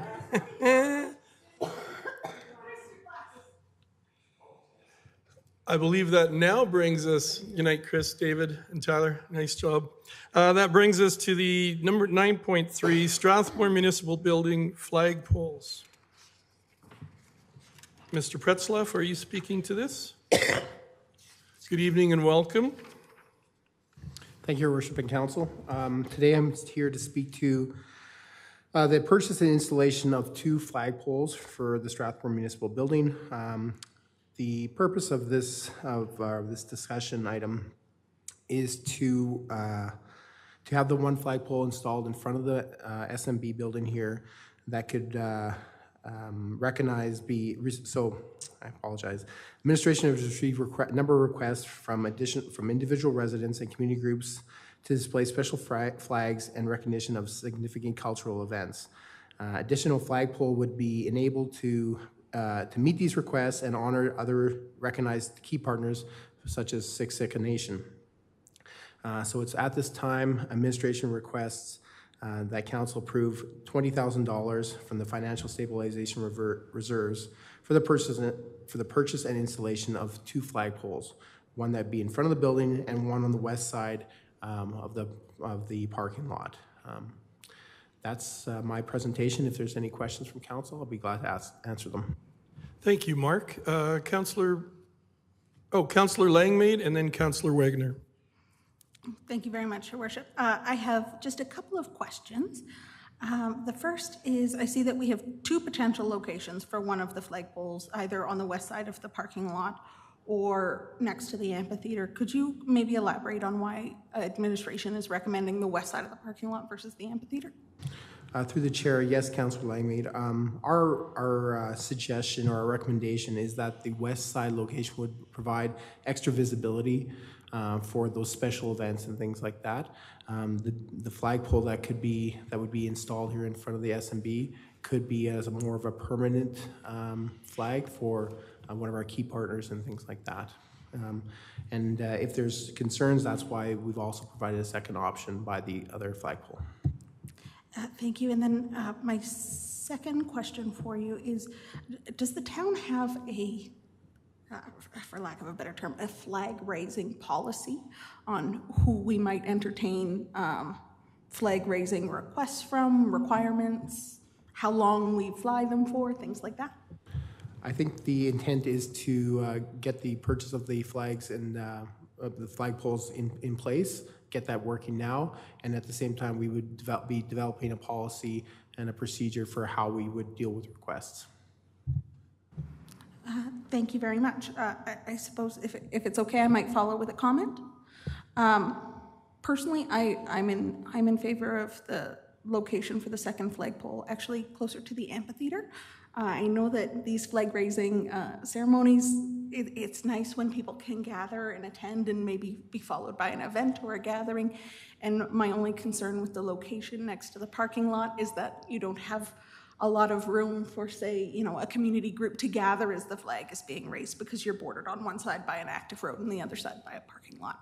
So I personally like the spot closer to the amphitheater because it just provides a bit more of an opportunity for community groups to hold an event with their group at the same time as the flag raising. But I think both of them, I love the idea. I think both of them are great, and the fact that we're looking at this is fantastic. Thank you very much. Thank you for those comments, Councillor Langmaid. I have Councillor Wiley and then Councillor Wegener. Sure, thank you. I guess I'll play the role of sour grapes here. I think we're going to be paying $20,000 for a whole lot of division in the community. So I'll just give an example and let the council think about this. Let's take the month of June, for example. We all know it's Indigenous History Month. We declared it Indigenous History Month. I'm sure there's a flag for that.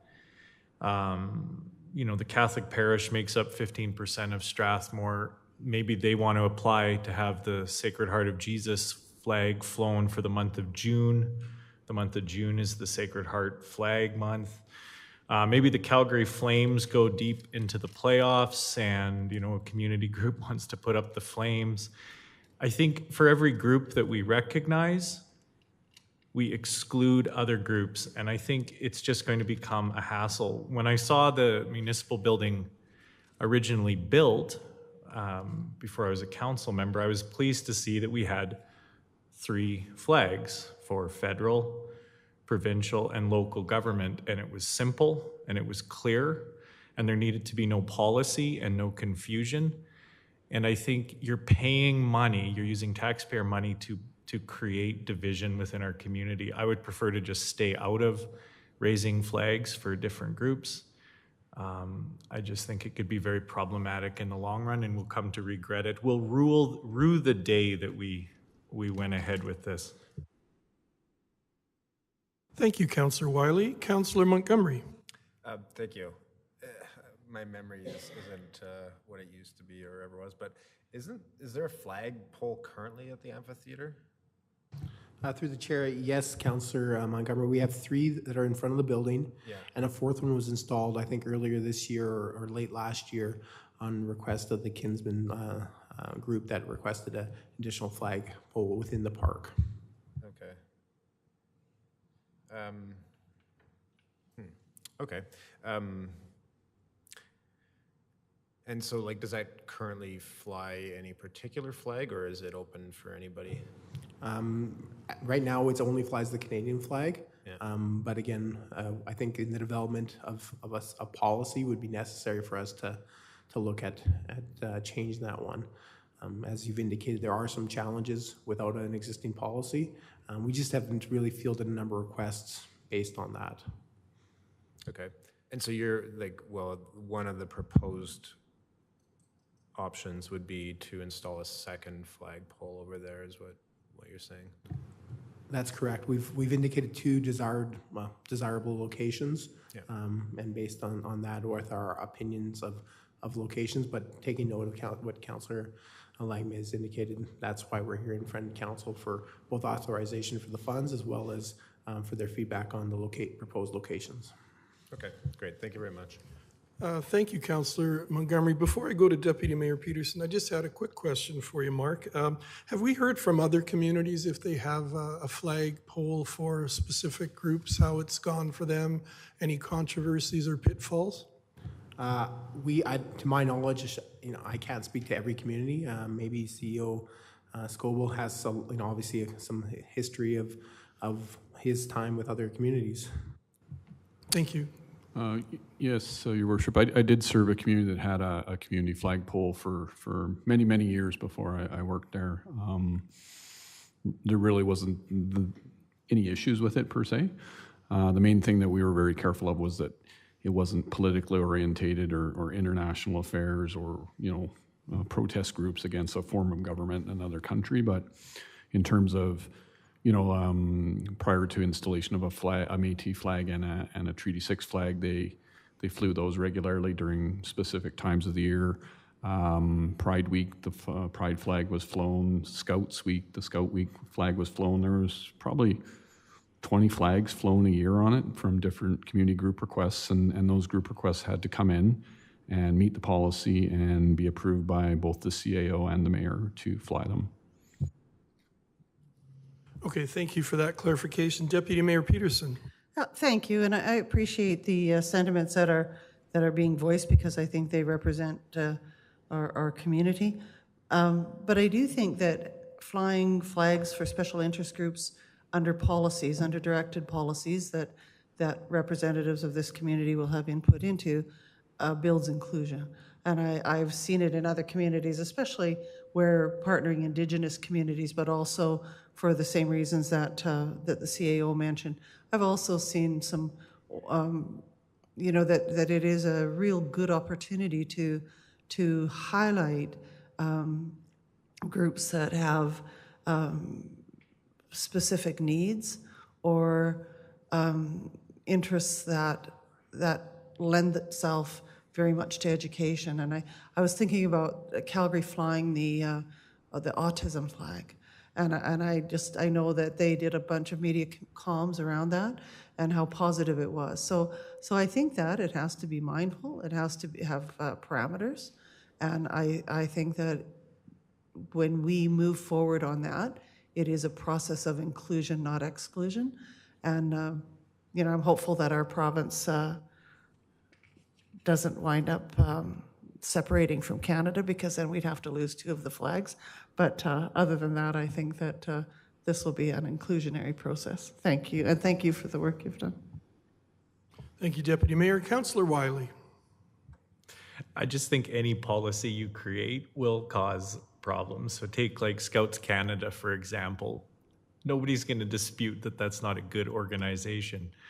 But what criteria do they have that some group that maybe is deemed more politically incorrect doesn't get to fly their flag? So it becomes a political tool, when I think a municipality should just get down to the business of running the municipality and not trying to take sides on different issues. So for example, in the Russia-Ukraine conflict, I think the majority of us go, well, we should fly the Ukrainian flag. But then there are people in the community who would find that offensive. And so it just creates problems. We're creating division. And I don't think you can create a policy that can rectify that. I'm not in favor of this.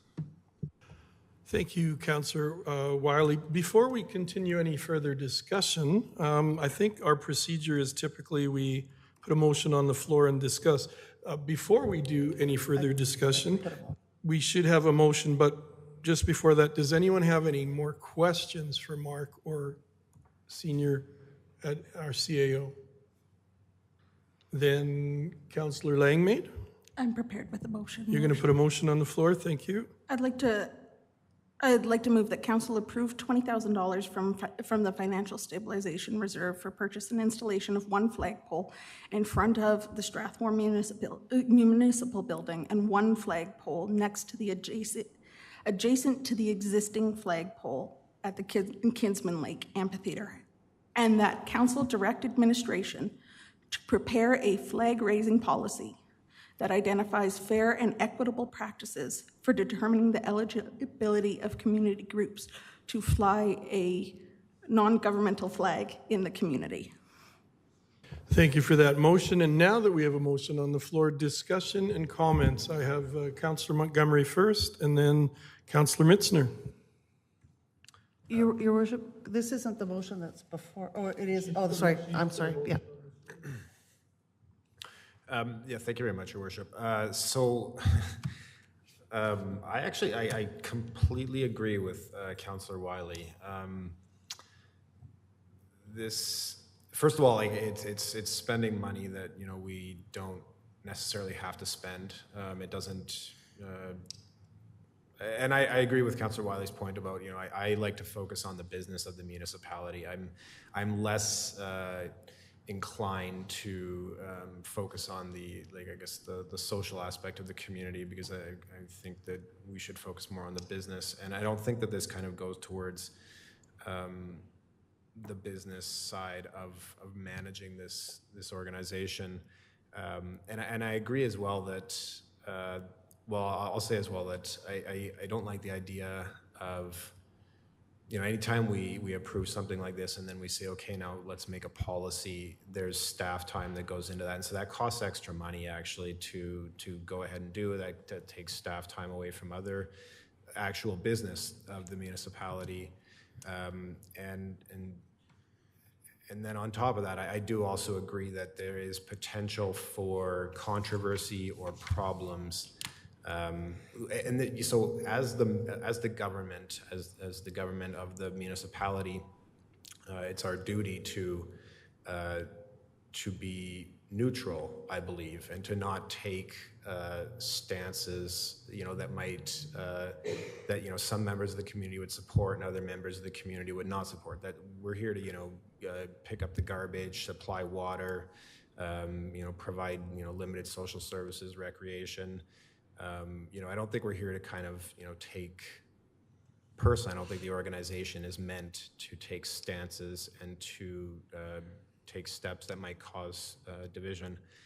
And I liken it almost to, we looked at the idea of having a prayer at the start of council meetings, and it was identified as a possible violation of charter rights, first of all, but the other problem that it introduced was that if we're going to have, say a Christian prayer, we would have to at least allow, Muslim prayer, we would have to allow, some other denominations or religions to have prayers. Even if a group of Satanists wanted to come, they would be, there's no legitimate reason for us to say, okay, no, you can't. You can't be allowed to say a prayer. And so for the same reason with the flags, I don't think, unless we just kind of made it so, just kind of, just so vanilla that, there was only the most basic, kind of flags could be raised that were, absolutely not controversial at all. We're opening ourselves to having to, as Councillor Wiley pointed out, take a political stance and say, yes or no, your ideology or your what you want to demonstrate support for, we don't agree with, and therefore, using your tax dollars, we're not going to support this. So for all those reasons, I unfortunately can't support this motion. I appreciate your work on this, Mark. I do. And you know what? I think that the flagpole over at the amphitheater is suitable enough. If a community group wants to raise a flag while they're there for a community event, I don't have a problem with that. But there's a difference between a group raising a flag for a day and then the town raising a flag ourselves. Thank you very much. Thank you, Councillor Montgomery. Councillor Wegener. Yeah, thank you. Thought I had my mind made up. I'm kind of swaying a little bit here and there. Like a flag, yes, blowing in the breeze. I do see some of the merit, as Councillor Wiley and Councillor Montgomery have mentioned. On this motion, I could go either way. The one thing that I do think that I really want, that I could really support and get behind, is I do think that the Treaty 7 or Siksika flag outside of the building we're in Treaty 7 territory. We have a large number of residents who are from Siksika. I think that is just a show of good faith on our part and trying to bring the communities back together and do what we can and for that.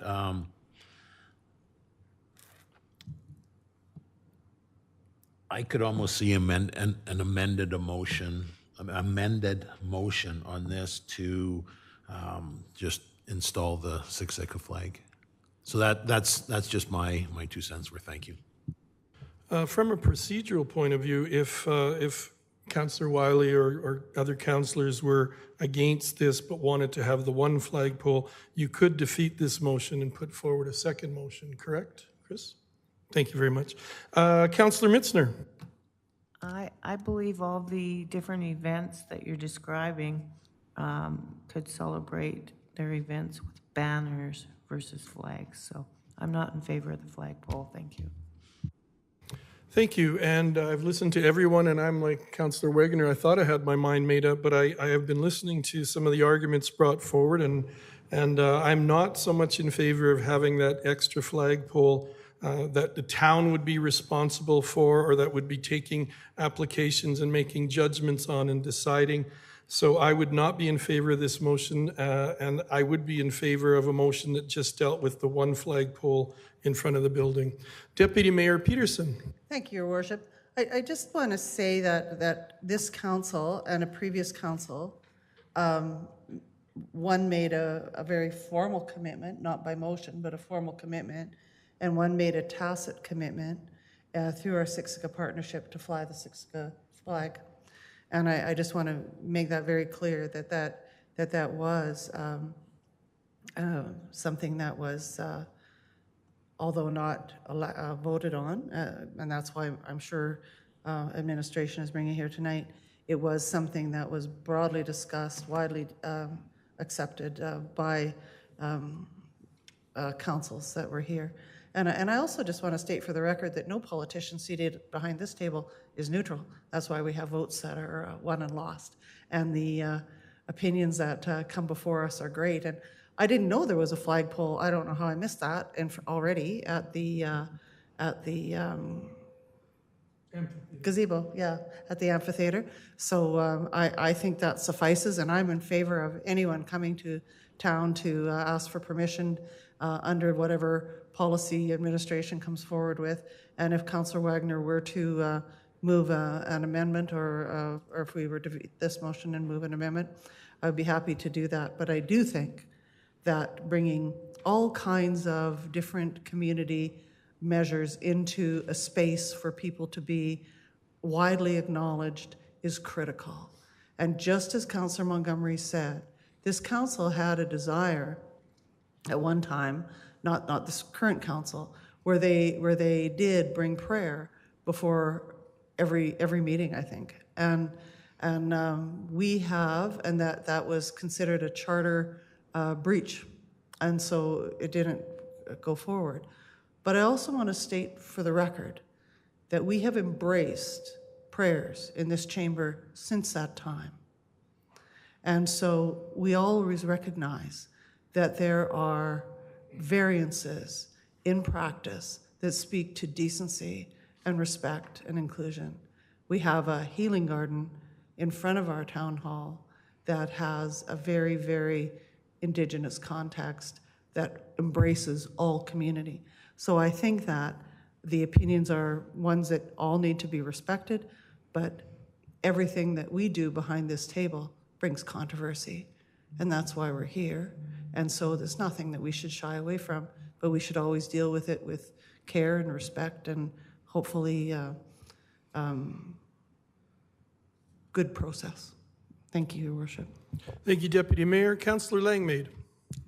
Thank you, Your Worship. I think it's important to note when we discuss this that while a policy would provide some guidelines around how long a flag may be flown or which groups may fly a flag or really more likely what would be considered an inappropriate flag to be flown. I think it's easier to be exclusionary in that case rather than inclusionary, but that's beside the point.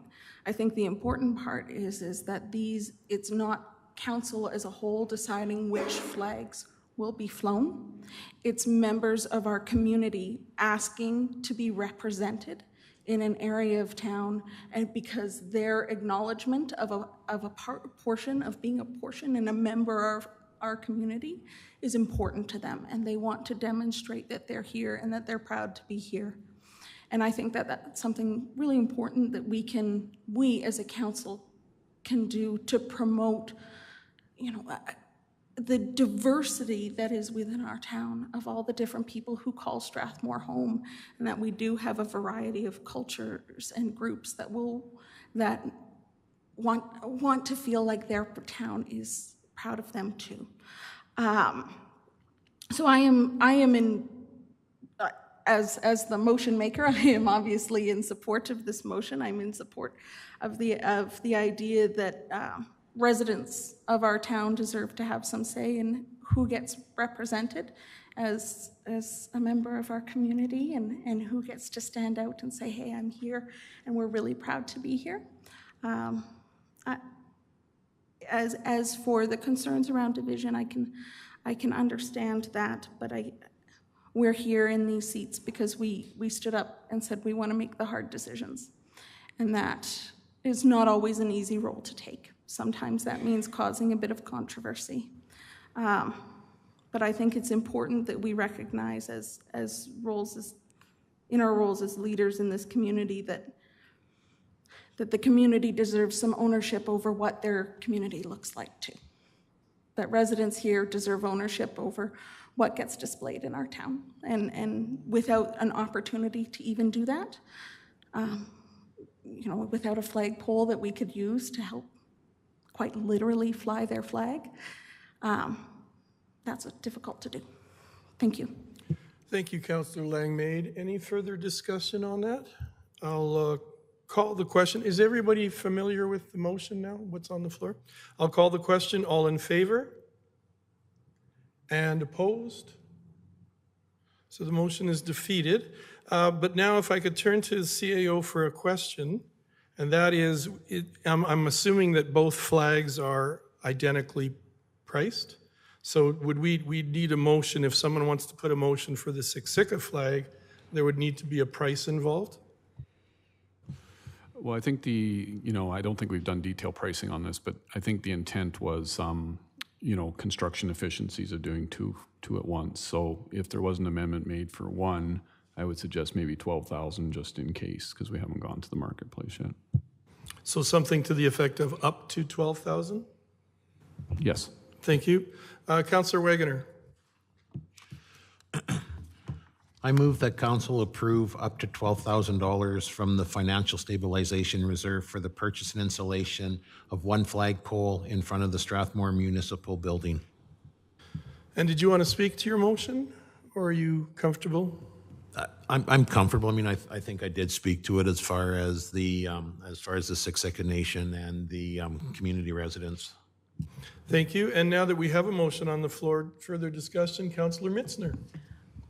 I would suggest we do have a garden and we do have a lot of presence in Kinsman Park. That could they not fly their flag at the municipal building that they occupy if they want to fly a flag? Thank you. Sorry, I'm a little confused by that, Councillor Mitzner. The old town hall. Oh, the old town hall. Oh, I see. Okay, so that's the discussion. That's a comment about Councillor Montgomery's or Councillor Wagoner's motion. Councillor Wiley and then Councillor Montgomery. I'm not against this motion, but I'm not prepared to support it at this time because I don't know enough information. So, for example, would we fly the Siksika flag or would we fly is there a Treaty 7 flag? I thought I heard someone say something about a Treaty 7 flag. I also don't know the history about this flag or why we would be flying it. So before I would be prepared to support a motion on this, I would need to send this back to administration to provide us with some history or some guidance. I think I've heard it referred to as something that was in the Truth and Reconciliation documents of recommendations. I just don't know enough about why we would want to fly on a government or a governing body's flag that's not federal, provincial, or local. So I couldn't support it at this time. Thank you, Councillor Wiley. I guess if I could offer any input is that we have their flag behind us as a council, and I guess a previous council had felt it would be a way to pay tribute and honor Siksika Nation because we're on their territorial traditional lands. That's just a little bit of input on that. Councillor Montgomery.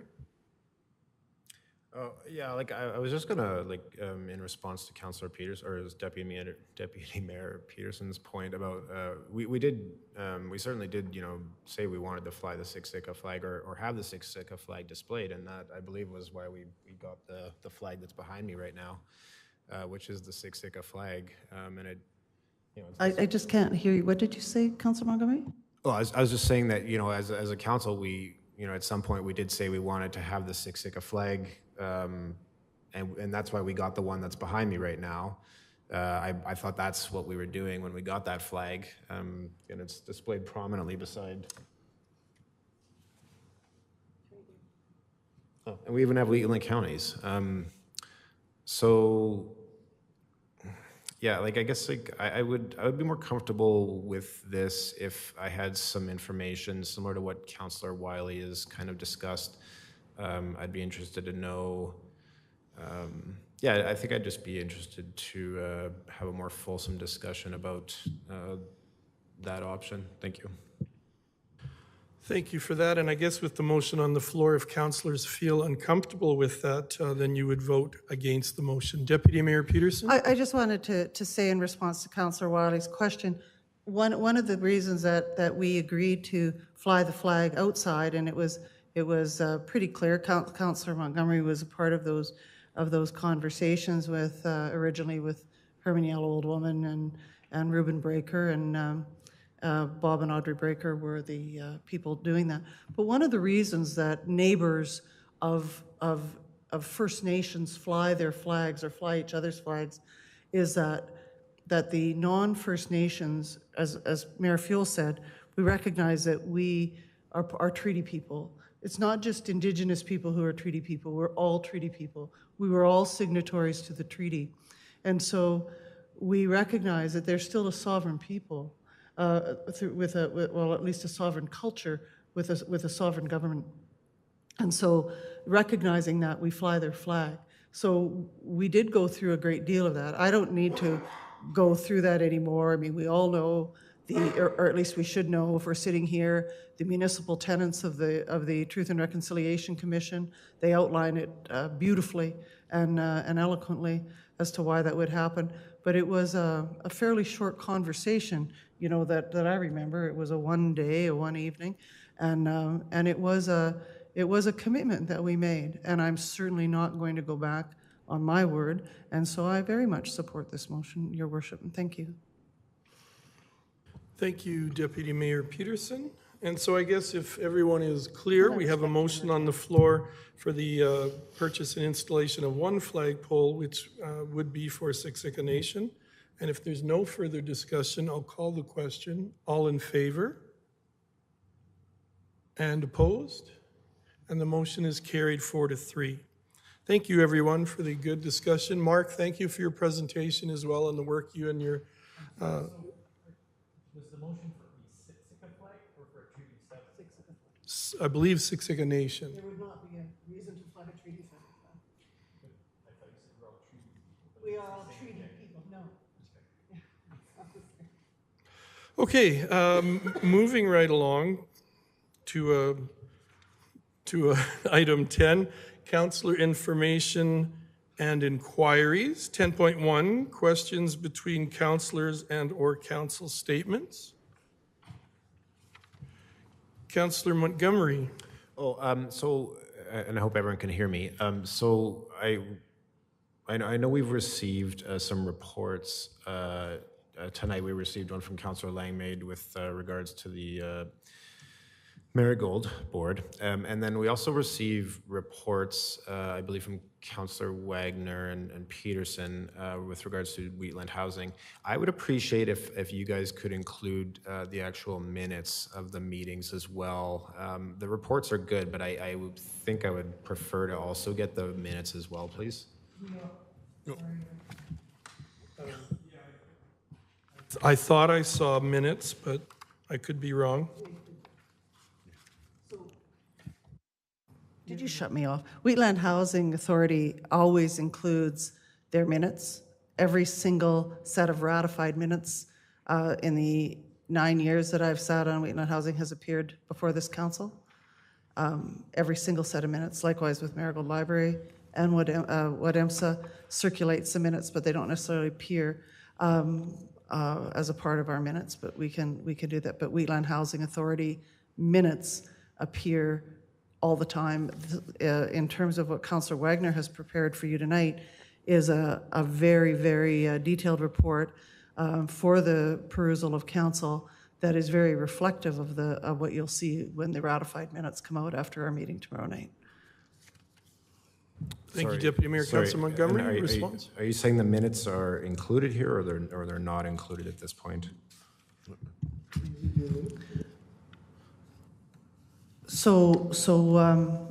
I think that is Councillor Wagner's report.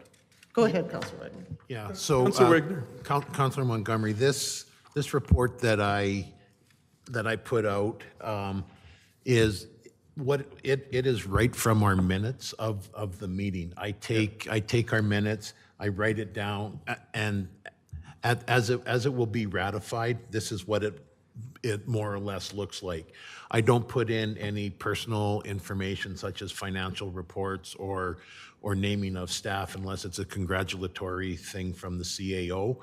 But this is how our how our ratified meeting minutes will look when we ratify them tomorrow at our meeting.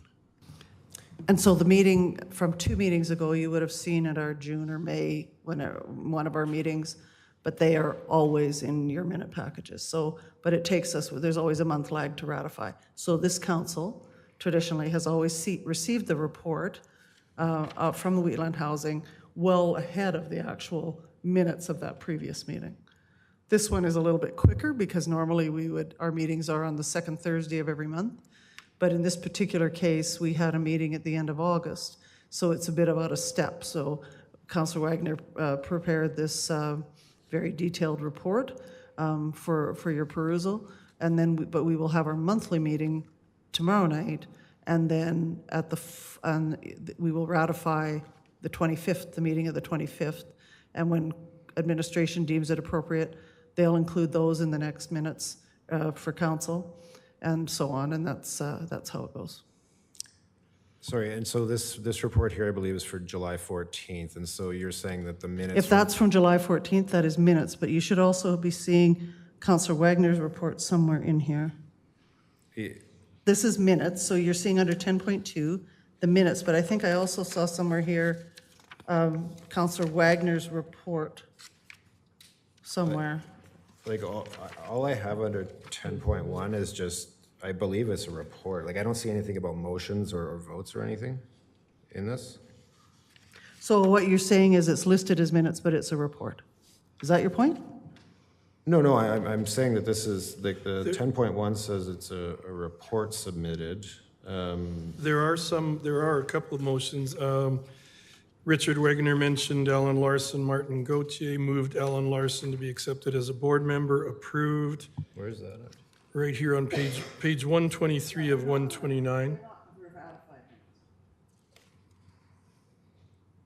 So there is a mention of a vote to have a member in a competency.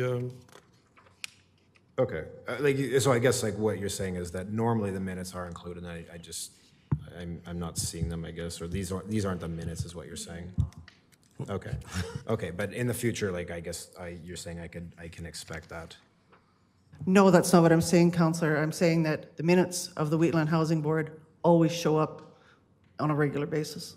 In the agenda. In your packages. They've always have been for the last 9 years. They will continue to show up. And 10.2.1 is titled Wheatland Housing Management Board Meeting Minutes. So that's what they are. Okay, so you're in the future, I will see those. That would be accurate to say. No. It would be accurate to say that Wheatland Housing Management Body always sends their ratified minutes here. Always. Always has. Will continue to do it, yeah. Nothing's missing. They'll be here for your perusal. Okay, Councillor Langmaid. Thank you, Your Worship. I guess maybe I'm jumping ahead a little bit to talk about the report that I've submitted. So maybe this is highlighting my newness as a counselor, but what I recall from our onboarding orientation is actually no guideline presented on how we are to report back from our committees, what content it needs to contain, whether it needs to be the ratified minutes or a written report and summary or draft minutes. There's no document that actually guides us on how to submit these, or that the submission of these is actually even required. It wasn't brought up as far as my notes have in any of my training sessions. So this is the best I did with a low amount of information. And I guess my question for this council is do we prefer more timely reports where you receive an update closer to the date of the meeting, which is unofficial and unratified, but a summary? And in my case, I've included the agenda in case someone has a specific question about an outcome at that meeting or something that occurred. Or would this council prefer that we wait for ratified minutes, meaning that you are receiving a report that is generally out of date? So you're receiving information much later after it happened, and things have progressed since then that you're not finding out about because we're waiting on ratified minutes. That's kind of my question there. If anyone has a comment, I personally would appreciate some guidance on this because it is unclear.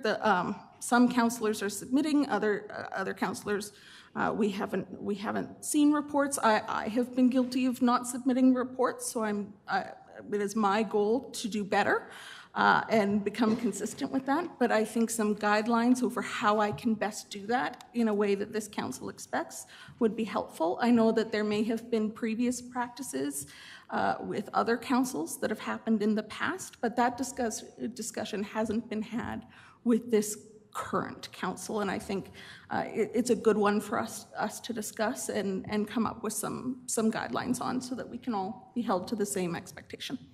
Those are some good points, Councillor Langmaid, and if I could turn to CAO Scoble, the external committees, should we be receiving regular minutes from things like those as well? Or is it strictly the town-centered ones that we're looking for? That's never really been made clear to us, as Councillor Langmaid said.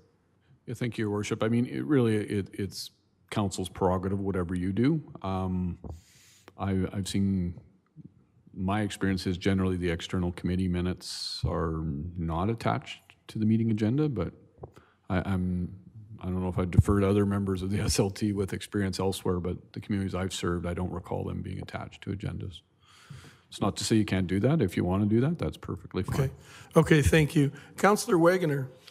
Thank you. Just going back to what Councillor Langmaid said, with these, if we were to wait for our ratified minutes. Again, there is that lag. Sometimes that could be four to 6 weeks, depending on things. I don't know if it was ever made public or if we were ever mentioned to it, but I thought I heard someplace about with committees that we were to write some kind of a report. I could be wrong on that. That's just my opinion or what I thought happened.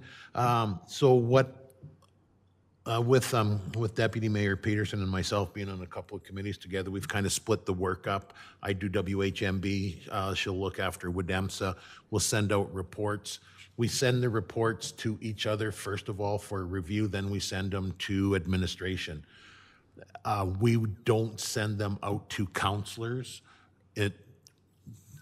Due to the fact that we probably want to have them reviewed prior to them being put into the document, making sure that we're not stepping out of lane or out of bounds on any of this. This format is my format that I use just because it follows our agenda for that meeting during the evening with the maintenance report, the social housing report, the financials, and that's. So as far as a template or anything, I mean, I'm not sure if that's a big issue. I just, like I say, I like writing these reports just so we know what's going on, especially with Wheatland Housing, because we've got some big things in the works, in the plan, and we've had some controversy on numerous things from people outside of our organization, outside of Wheatland Housing Management. At least this here gives councillors the fastest updated information that we can provide should anybody have questions. We are now receiving, and I believe it's going to be on a monthly basis from our spokesperson. There are, I forget what they call them, talking notes, speaking notes regarding the new build, and we will be sending those into administration as well.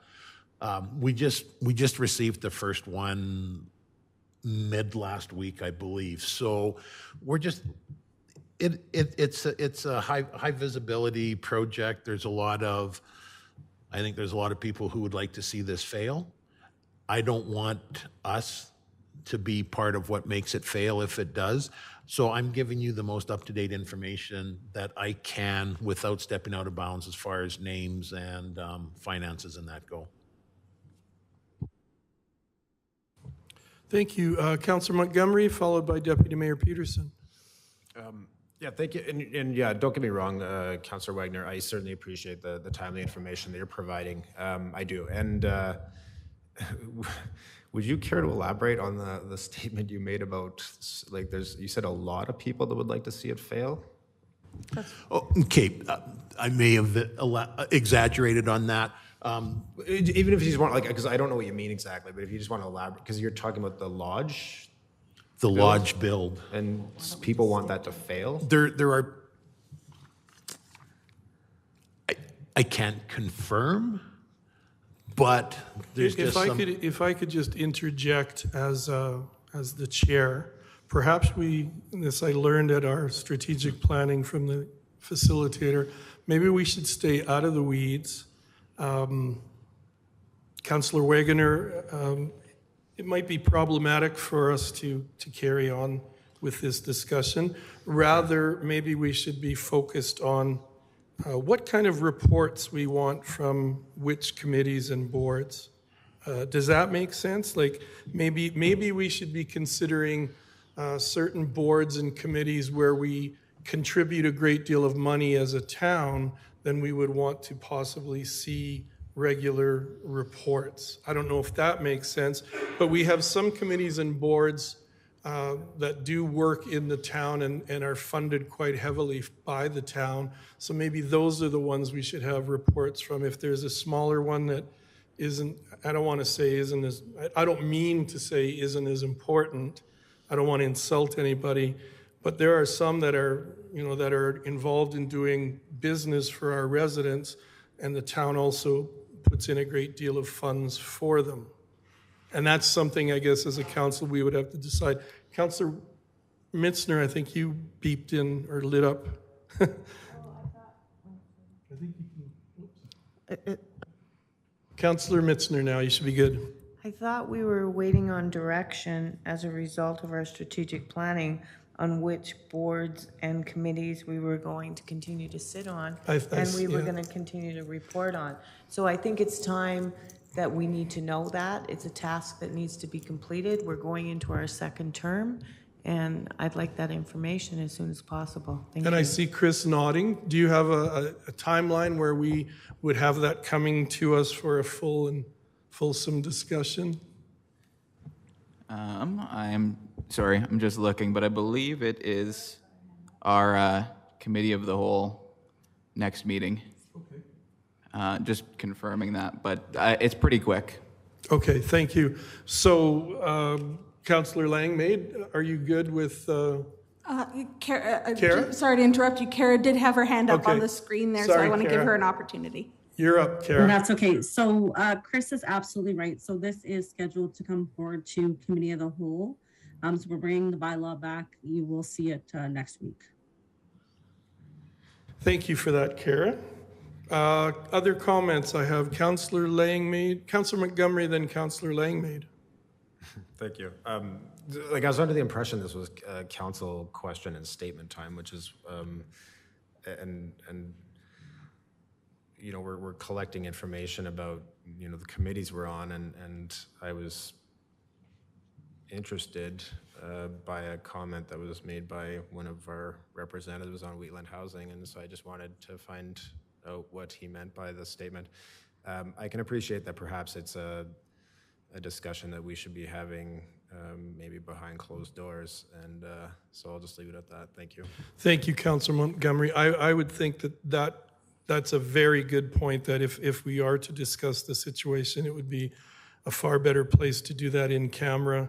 And I think you're absolutely right. It's probably the best thing to do. Councillor Langmaid.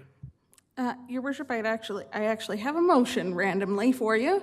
I'd actually like to move that we refer this discussion to the next Committee of the Whole meeting when we at the time that we discuss internal committees and appointments, and include this as a topic of discussion at that meeting for how reporting is to take place for all committees. So to put that in a nicer way, I'll try and say it in a way that's not quite as long for Chris to write. It's basically, I move that we refer this discussion to the next Committee of the Whole meeting. Okay, and maybe you could just specify the discussion on committee and board reports? Committee and board appointments and reports. Could you accept that as a friendly amendment? Yes, of course. Okay, Chris, does that help you? Or are you skating on thin ice over there? I'll try my best. So, attaboy. That council refer the discussion on committee and board reports to the next Committee of the Whole meeting. Okay, yeah, that sounds good, Councillor Langmaid. All right, now we have a motion on the floor. We can discuss that motion. Yep. Should the motion not be committees, period, boards, period, and reports? Because we may have committees that don't need reports. I think that's intended to be, that's the intention of it, is that we discuss this, not one specific facet of it, but that we discuss the whole issue. Okay, so does that make sense, Councillor Mitzner, that her motion would mean that we discuss in general the reports coming from boards and committees, and then we would discuss which ones we feel should come in, which ones we possibly feel won't need to come in. And in general, at that Committee of the Whole, we may even decide not to have councillor representation on certain committees or boards. Does that make sense to everybody? Can I ask a question, Your Worship? I'm not sure. Deputy Mayor Peterson. When CAO Scoville first came and talking with Kara and Jonathan, I know that there was lots of discussion around whether we were overburdened with committee work, or if there was some efficiencies to be gained by how we were doing things, or if council was usurping power from committees or in committees that belonged to community. Lots of discussion around all of those things. And I know that I've had lots of questions about committees that are not currently active but are still on our books. And so I think Councillor Langmaid's motion is so timely.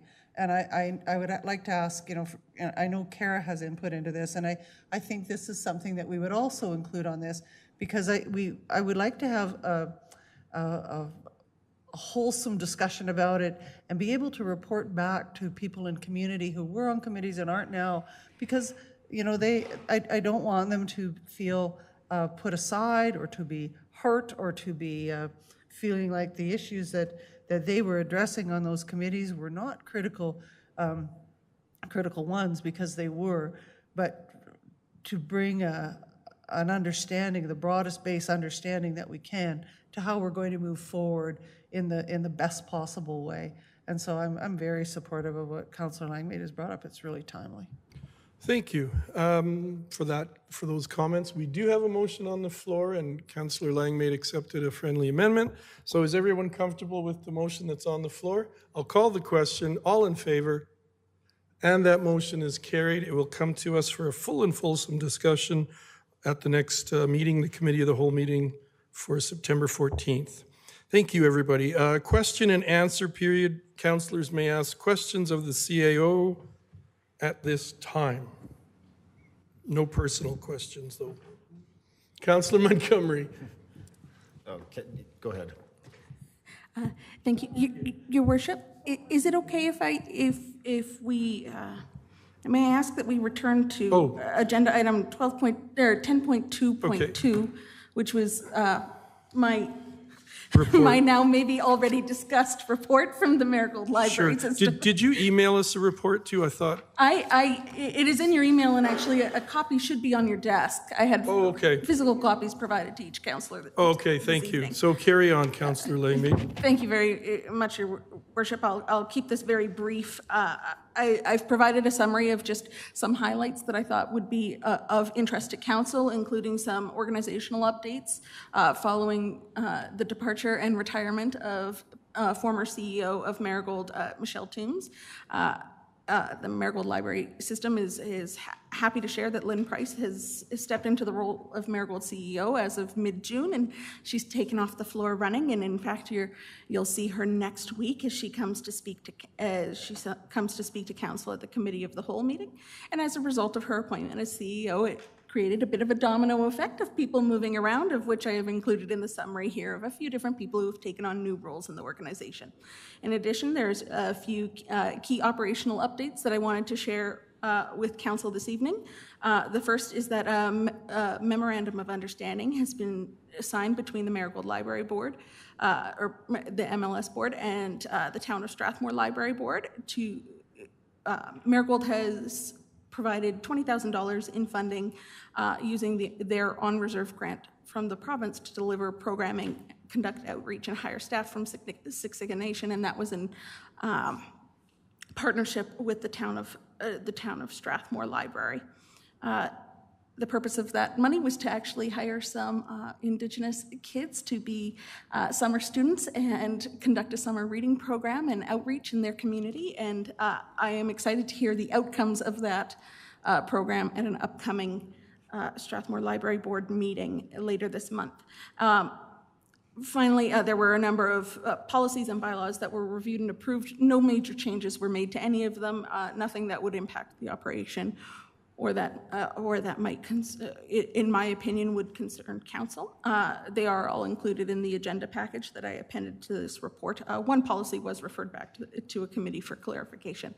And the final note is just that the former Marigold Library System headquarters on 2nd Street in Strathmore remains for sale and on the market. That concludes my short report from the latest Marigold Library System Board meeting that occurred on August 27th. Thank you very much. Thank you, Councillor Langmaid. Councillor Montgomery. Thank you. Question for CAO Scoble. I think it was in August, the concrete kind of around the building, there was like sections of it that were like cut out and then just it looks like just kind of replaced. I'm wondering like why those had to be cut out and replaced.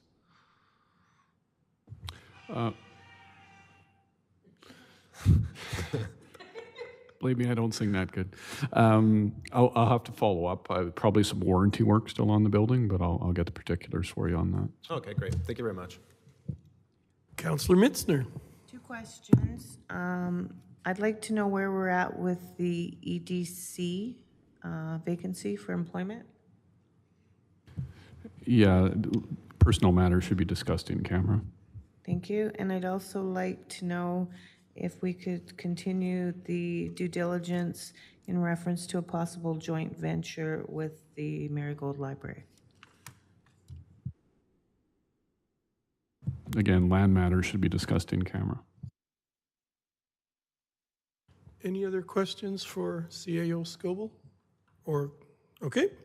Administrative inquiries, we have none. We have no notices of motion. We passed all the correspondence. Councillor Langmaid, I'm on top now. We have passed those in the consent agenda, so at this time in the meeting, we are looking for a motion to go in camera. Councillor Langmaid. Your Worship, I would like to move that council move in camera to discuss items related to Section 17, subsection 1, Section 19, subsection 2, and Section 24, subsection 1A of the Freedom of Information and Protection of Privacy Act at 8:40 p.m. Thank you for the motion. All in favor? And we are going in camera. And people want to take a quick break? Yes, please.